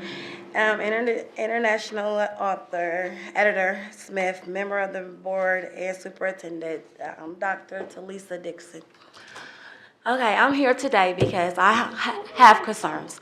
My kids are being mistreated by everyone at Columbus City. I mean, down to the superintendent office, all the way down to the principals at that school. I've been voicing meetings. I've been getting lied to by the superintendent office. I've been having everything. My kids have been out of school now for 30 days. They are not in a school. They will not provide transportation. They have split my kids up into 2 different schools without my permission. When I asked for documentations to state that the Columbus City schools have the right to do this, I'm told that it's not public records. I can't get this. I can't get the policies. None of this is public record, is what I'm being told by the superintendent office. I'm not understanding how my kids are not in school. This is a failure to my kids' education through Columbus City schools. My kids have been in school together their whole life. They have an incident at school that happened on the school bus. They get expelled from school. I never had a meeting at that office with the principal to discuss what's going on the bus or anything like that. My kids have never been kicked off the bus. Kids that was involved in this incident that were at the hearing office went back to school the next day. How is it fair that my kids get expelled when they were all convicted of doing the same thing on the school bus? And no one can answer this for me. I bring this up in front of the board to get answers. Does that conclude your comments, Ms. Upchurch? Yes, I need answers. Like I don't know what else to do. My kids haven't, like I said, they're still out of school. When I speak to the social workers at the school that they placed my kids in, they say, oh, they have this bus route but no bus number. Or they got this bus route with no pickup time or no drop-off time. But I was never informed by the superintendent's office, who was only allowed to speak to me, of a bus route. No one has still to this day informed me of a bus route. I get the paper in the mail that's dated February the 22nd. I get it in the mail March the 12th. So y'all keeping this a secret for what? Like my child 2 years ago got expelled from a school that she didn't do anything. Her twin sister got jumped, and they both got expelled. The girls got to stay at the school. When school started back, they went to school. I did my investigation and everything. I need answers of why are y'all letting this go on through Columbus City Schools? When I'm informing the superintendent office, having meetings with the former superintendent, and nothing is getting done. Does that conclude your remarks, Ms. Upchurch? Yes. Okay, thank you. Are there any clarifying questions from board members?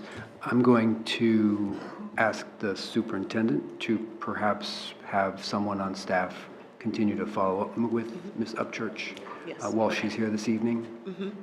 Yeah. Good evening.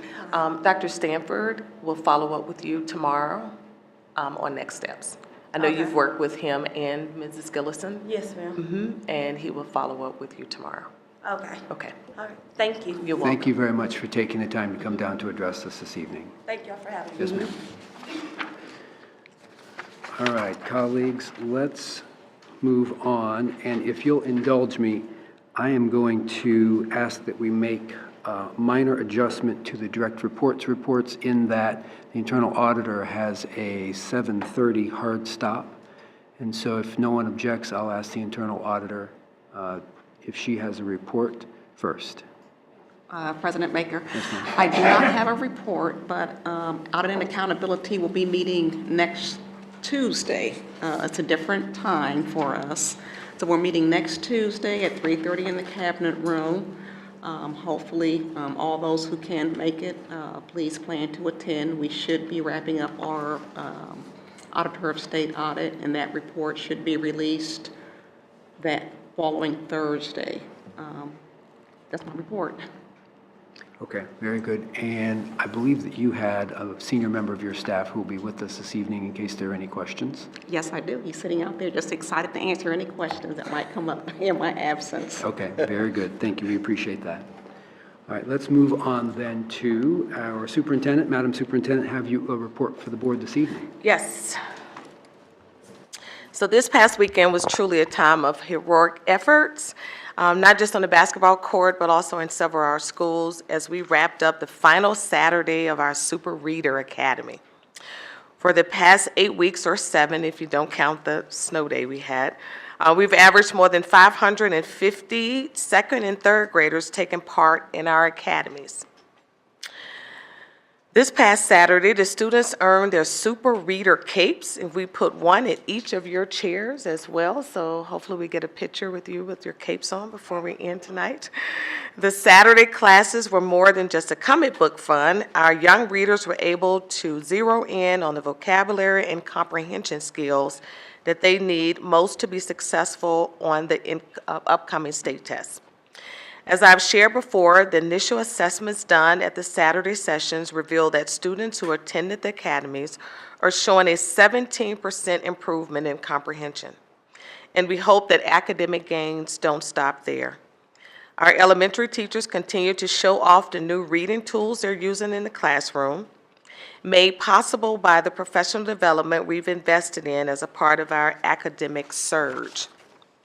Now, though, it's time for these investments to show their return. Next week, we enter into the state testing window for the reading and English language arts. This first ear test window for both testing and makeup tests runs through April 15th. And then we have some subsequent tests afterwards. Our teachers, staff, principals, academic teams all have a sense of urgency, as they rightly should, because we have spent the past 7 months getting our young people ready for success just for this moment.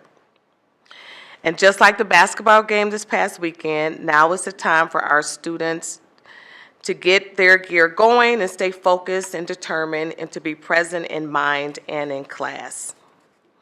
And all of us can be supportive during this time.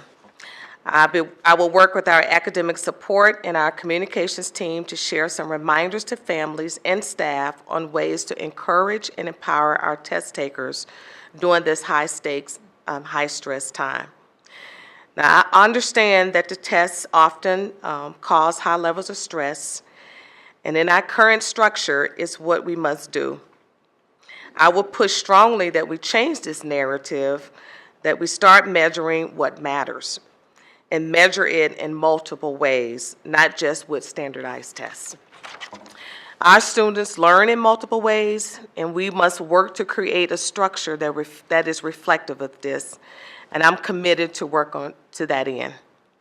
As I shared in my first board meeting 2 weeks ago, I launched a 100-day plan to hit the ground running and in hearing from our district's diverse stakeholders, students, staff, families, partners, and the community.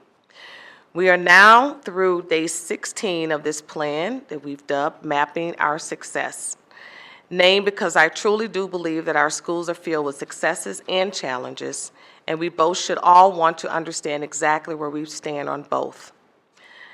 Our most recent community exchange took us to the Southside Rec Center, and we had another large crowd brought together by our host, the Southside Area Commission, Southside Stay, and Community Development for All People. There were several different topics and touch points brought up during the conversation, but there is one reoccurring theme that I'm hearing as I talk with many in our community, that people want to be engaged, but they either don't know how or sometimes they don't feel invited. The truth is, we have a great many partners and involved parents, but you can never have enough. It is why our strategic plan puts a much-needed emphasis on engagement, and why we need a multi-level, layered, all-around approach to boost it. So I look forward to seeing more families and working along with our community to partner at our next community exchange a week from tomorrow, next Wednesday night, March 27th, hosted by our partners at Clintonville Go Public. We're still finalizing the location, but we're set to meet from 5:30 to 7 p.m. next week. And once we have the location, we'll share the updates online and in the neighborhood. Of course, you can always get the updates on the 100-day plan all the time on our website and on the mobile app. As you know, I actually began to work prior to my first day with a 2-month series of weekly visits. It was a great opportunity to better understand some of our administrative challenges and successes that we have in our organization. More importantly, it was an opportunity to see the way our administrative structure is aligned or isn't aligned, in some cases with the strategic plan. Over the next several weeks and months, I would roll out the fuller host of administrative changes I think would better maximize our efforts here at the district level, and more importantly, have a better result at the building level and in the classroom. But tonight, with the board's approval, I want to take the first step in one of those moves. Right now, so much of our work rests on the shoulders of our Chief Academic Officer. In fact, all of our academic responsibility goes to that one person. That's not acceptable, given that our strategic plan and our core mission centers on the academic performance and leadership. And I believe our principals need all the support they can get. So for the next school year, I want to create a new Chief of Transformation and Leadership, a direct report to the superintendent who would focus on supporting our principals and identifying those key transformations as the building level that will sustain our students' successes. I will map out the work of this new position and a few others at a later date. But let me just initially share that I think you would be impressed by the work of Dr. Angela Chapman, who will be coming to Columbus from the DC Public Schools.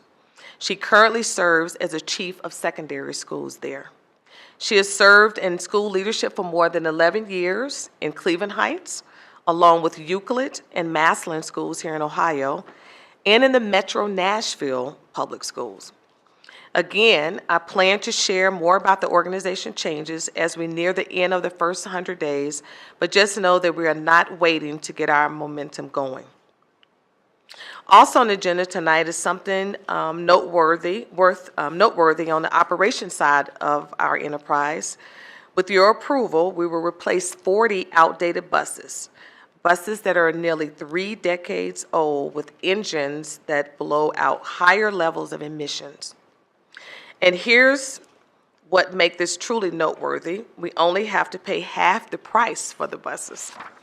A shout out to Chief Operations Manager Maurice Odom and his transportation and fleet teams for securing the $2 million 50-50 matching grant from the Ohio EPA. It is part of the state's Diesel Mitigation Trust Fund that was set up with court-ordered fines against Volkswagen. This grant will allow us to replace 40 buses brought back in 1991.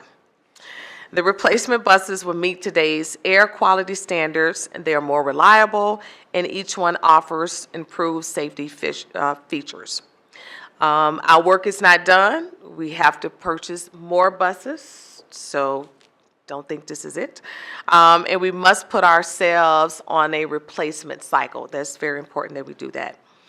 And then finally tonight, I want to thank President Baker, Board Member Cole, and Dr. Roush for joining me in Washington these past few days as a part of the Council of the Great City Schools Legislative Policy Conference. I think each of us will agree that it was a valuable opportunity to push on federal education action and to hear from the Department of Education and new leadership in the House of Representatives. As I've said before, we cannot do it all, and we cannot do it all alone. We need those in Washington, even the ones we disagree with, to set up and put up the futures of our children first and not politics. I think our delegation in Washington agreed, at least the offices that we briefly met with. In fact, I think there's a growing recognition and appreciation both in Washington and here in the State House that education should not be a partisan effort. As bills in the State House are debated and new budgets are introduced, I believe there's room for partnership and compromise. Let's hope that this renewed sense of goodwill is not fleeting.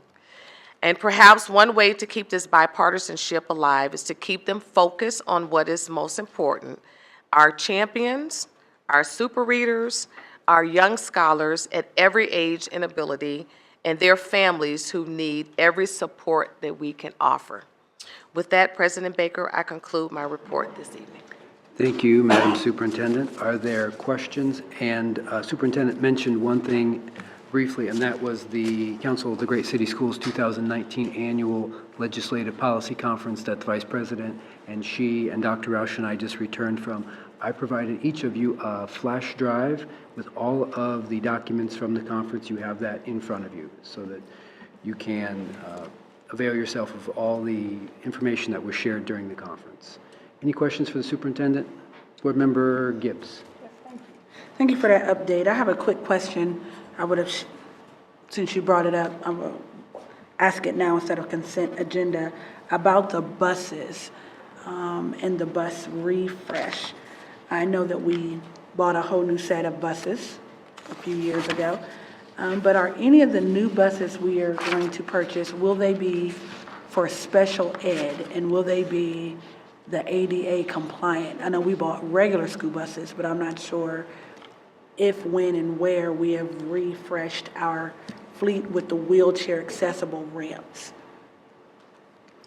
Mr. Oldham. Mr. Oldham? President Baker, to Board Member Gibbs. What we're looking at, there's a mixture of buses. I can get the breakdown of that. We're looking at different options. The first goal is to replace the 1991 buses. Again, because as we know, as the bus get older, the maintenance costs go up higher. As we look at those buses, we're also looking at options of not necessarily always looking at 35 passenger buses, which is the smaller buses, but looking at also options of how do you get regular buses also with wheelchair options as well. Because as you know, as you try to look at being more effective and efficient, you have to look at different ways to operate. So direct to your question, I would need to get a breakdown of what buses we are getting, because there's also a movement out there as well. As you know, you have the 70-plus passenger buses. There's also a movement also looking at possibly looking at different size buses such as 48.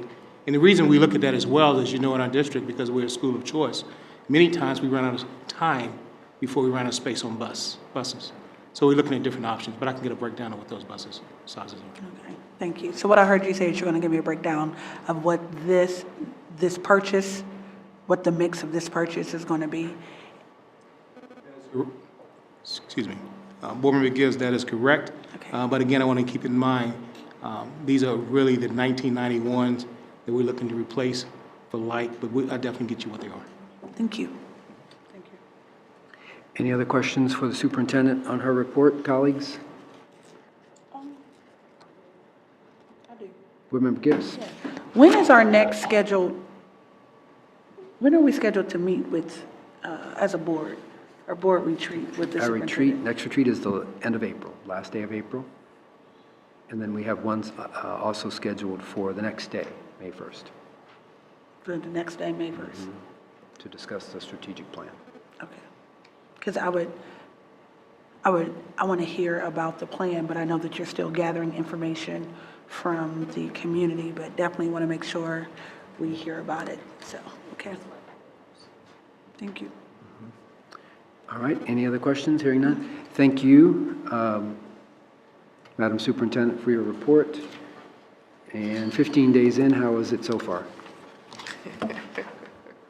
Still smiling? Yes, it's going great, learning a lot. Very good, thank you.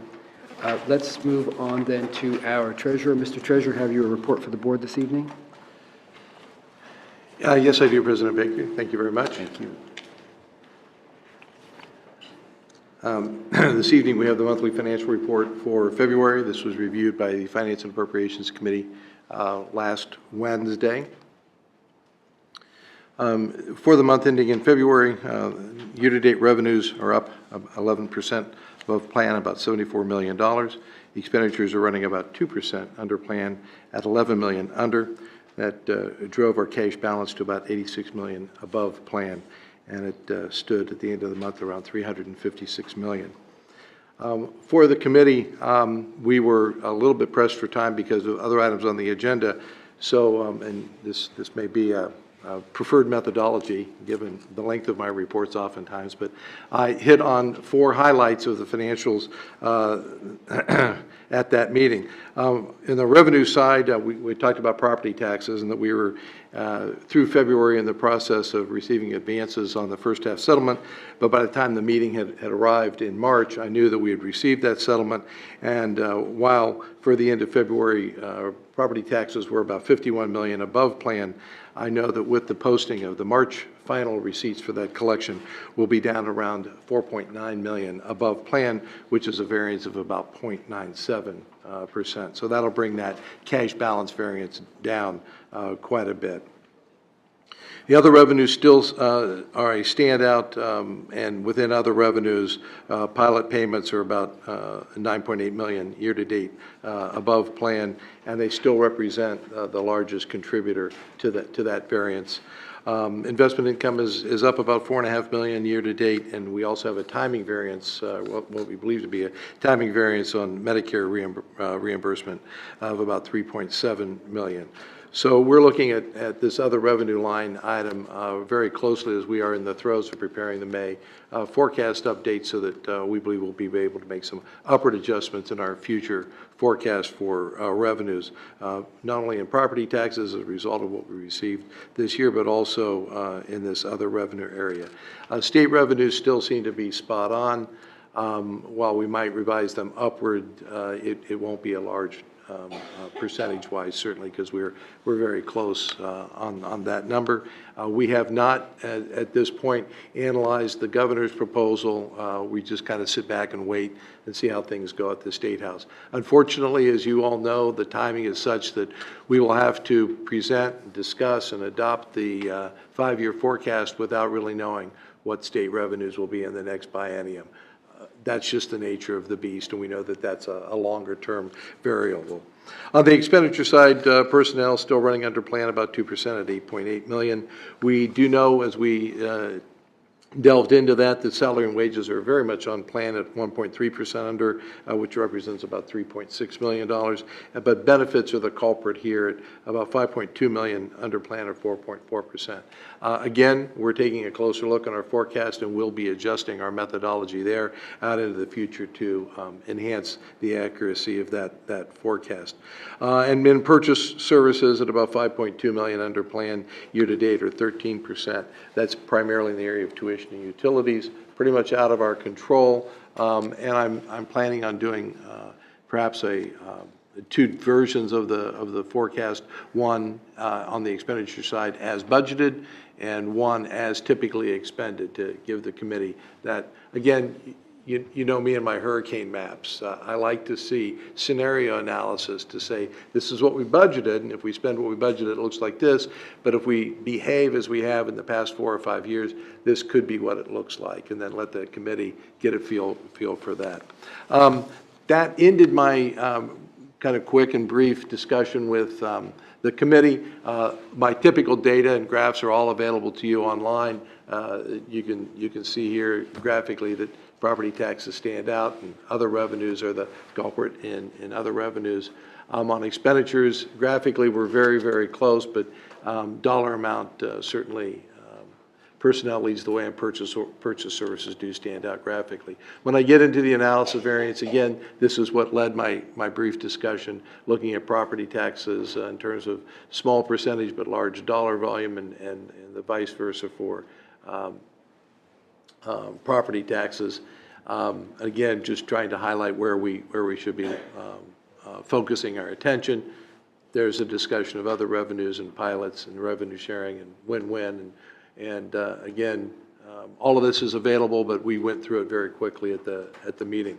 Other items on the agenda included another primer, if you will, on capital funding, OFCC funding in particular. We talked about co-funded seats and locally funded seats, and how our efficiency in assigning students to those seats affects our funding in the long run. We heard a budget request from Business and Operations for Fleet Services, which I believe is reflected in an appropriation resolution amendment before you this evening, later in the consent agenda. And then the bulk of our time was spent on departments presenting their 2020 budget presentations, and much to the glee of the Executive Director for Budget, we hit the timing target on the nose. We scheduled, I think it was 45 minutes for it, and we came in at 45 minutes. So we were very happy with that. But we went through all those budget presentations on the non-personnel side. On a budget standpoint, he is working on the personnel aspect, the FTE requests for the coming year, and we are working hand in hand with trying to put as much current information as we can into that May forecast update. So we're really working on it at real time, but quite frankly, given my schedule and the schedule for presentation to FAC in April, the five-year forecast will be pretty much in the books by the end of this week. I plan on doing a preliminary presentation to Dr. Dixon, hopefully if we have the time on Thursday, and then we'll be ready for our April presentation on that. And that concludes my report to the board this evening. Thank you, Mr. Treasurer. Are there questions for the Treasurer, colleagues? Mr. Vice President? Thank you, Mr. President. Glad that we not only ran an efficient meeting, but that we got a robust amount of information discussed and some substantive questions following. For those who have any questions moving forward, because particularly in preparation for the 5-year forecast, there'll be some things that will be continually updated as we move forward in that process. As you have questions, please feel free to submit them to myself or submit them to Treasurer Bohoric. I'm happy to make sure that we're keeping you as informed as possible in that process. All are welcome to attend meetings as well. Vice President, anything else from or for the Treasurer? Thank you. Let's move on. Colleagues, is there a motion that we adopt the consent agenda as presented? So moved. And is there a second? Mr. Ragland has advised that he must abstain on item 13.2. Thank you, Mr. Ragland. Any comments or questions on any piece of legislation contained within the consent agenda? Mr. Brown. Yes, thank you.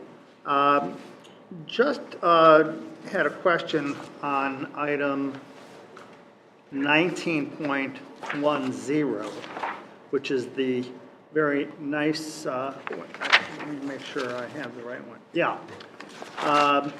Very nice donation among several nice donations to the schools. This is the one from the Columbus Foundation, $8,500 for special education services. And I want, just in reading it, I don't understand the terminology and what that is.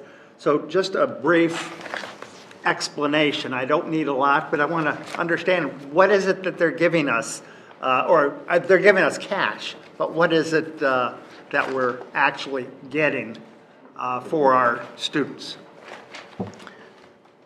Madam Superintendent, who would you like to have answer that question?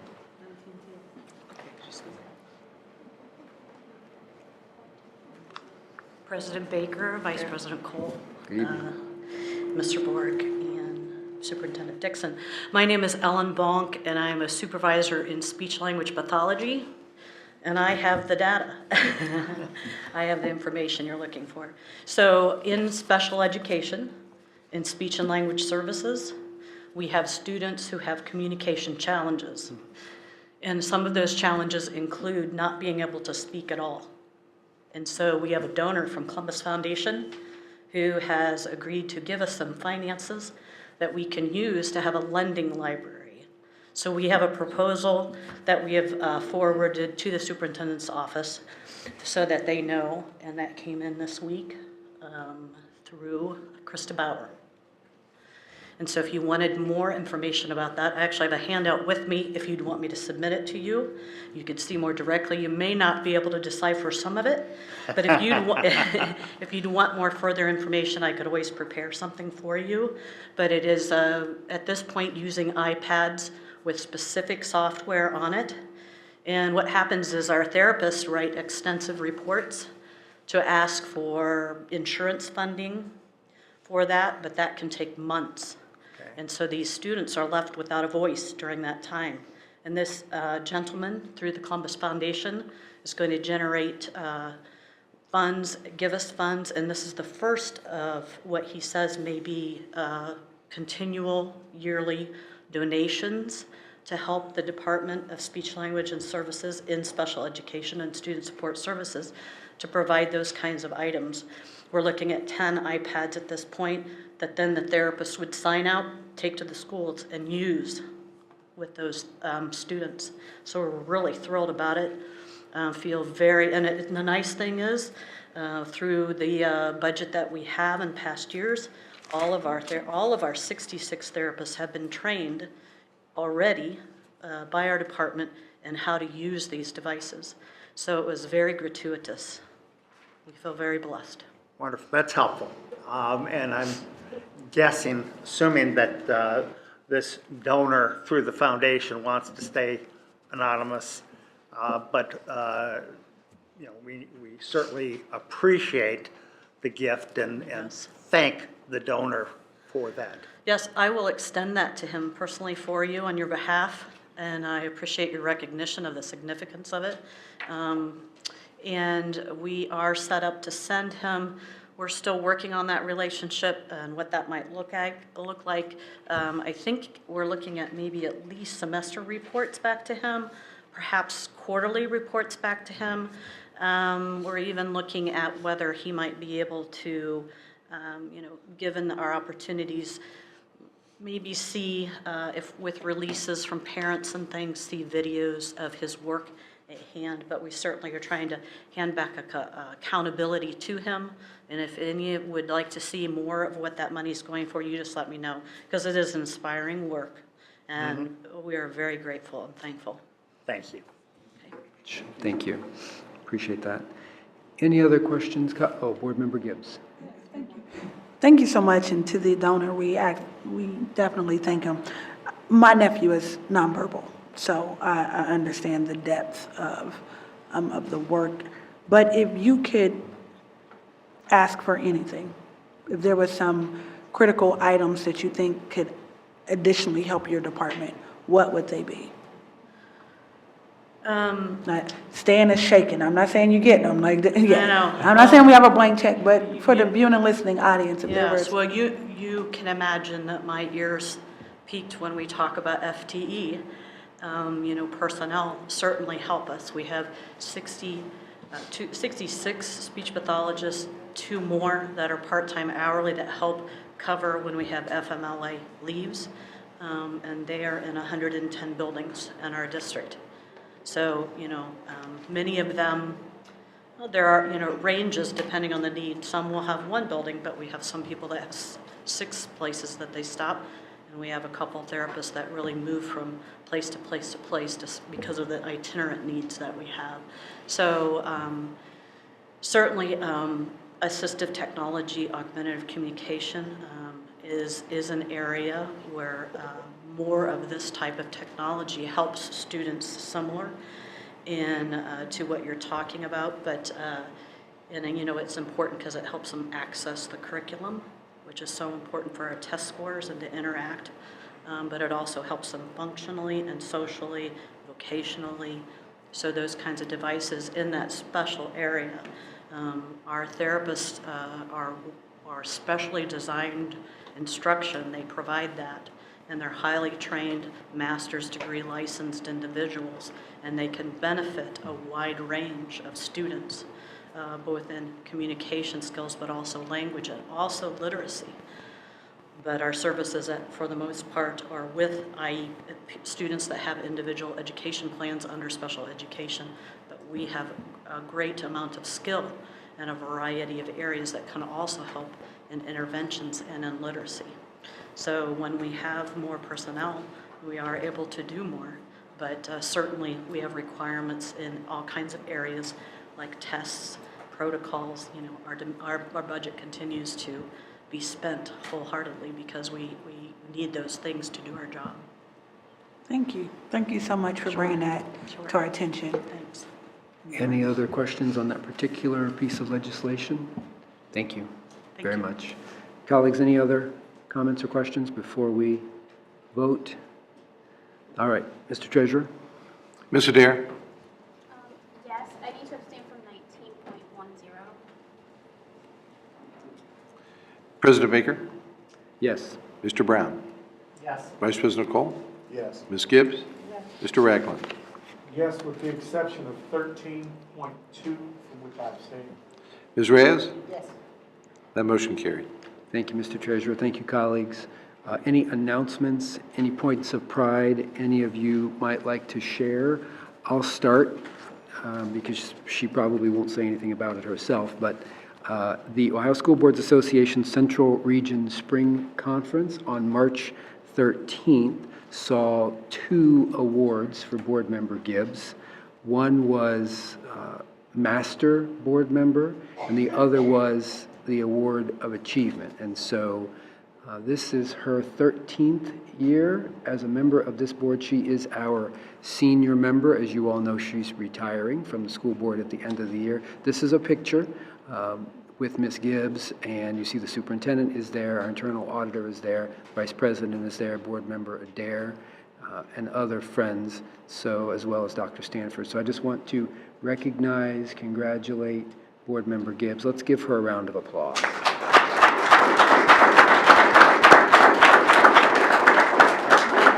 Yeah, I like that.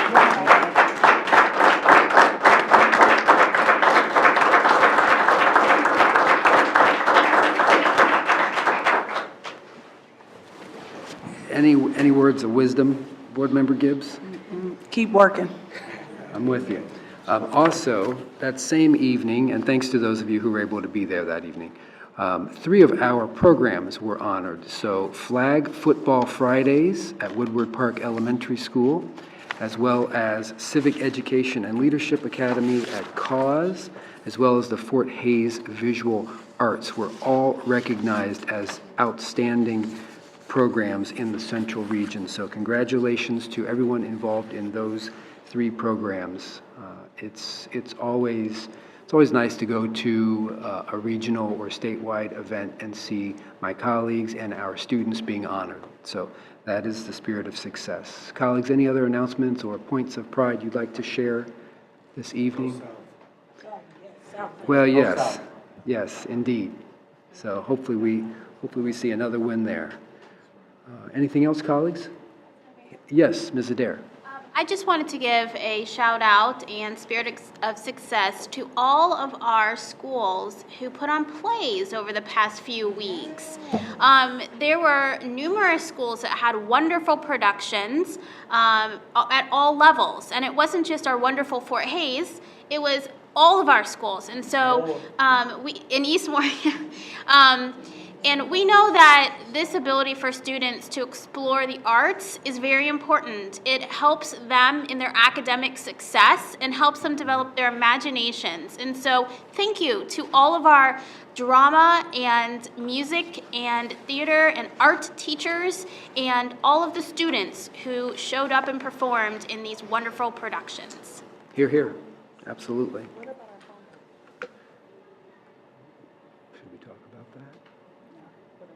Okay. Board Member Gibbs? Yes. Just want to announce that we are having Innovation and Reform and the Board External Monitoring Committee will be hosting a community orientation to both of those committees on Wednesday, April 17th, from 5:30 to 7 here in the Assembly Room. So if you are interested in serving on the Board External Monitoring Committee or as a member of Innovation and Reform, we will host a meeting to give you information about those committees, the work that they do, and answer any questions you may have about those 2 committees. It's free, open to the public, and we will be sending notifications out to the broader community. A lot of people, to Dr. Dixon's point, wants to know how they can get engaged. Well, you can serve. We have board committees that have community slots for them. And we are going to knock out 2 birds with 1 stone with Innovation and Reform and Board External. Again, that is Wednesday, April 17th, 2019 at 5:30 here in the Assembly Room. Thank you, Board Member Gibbs. Look forward to that. And if there is nothing else, I'll ask the Vice President to offer a motion. Thank you, Mr. President. I move that the Board of Education recess into executive session per section 121.22 G1 Ohio Revised Code to consider the employment, discipline, or compensation of a public employee, and per section 121.22 G3 Ohio Revised Code to conduct a conference with an attorney for the public body concerning disputes involving the public body that are the subject of pending or imminent court action. Second. Moved and seconded. Mr. Treasurer? President Baker? Yes. Mr. Brown? Yes. Vice President Cole? Yes. Ms. Gibbs? Yes. Mr. Ragland? Yes. Ms. Reyes? Yes. Ms. Adair? Yes. Motion carried. Thank you, Mr. Treasurer. The board will now recess into executive session. We will adjourn from those chambers without returning to these. Have a good evening.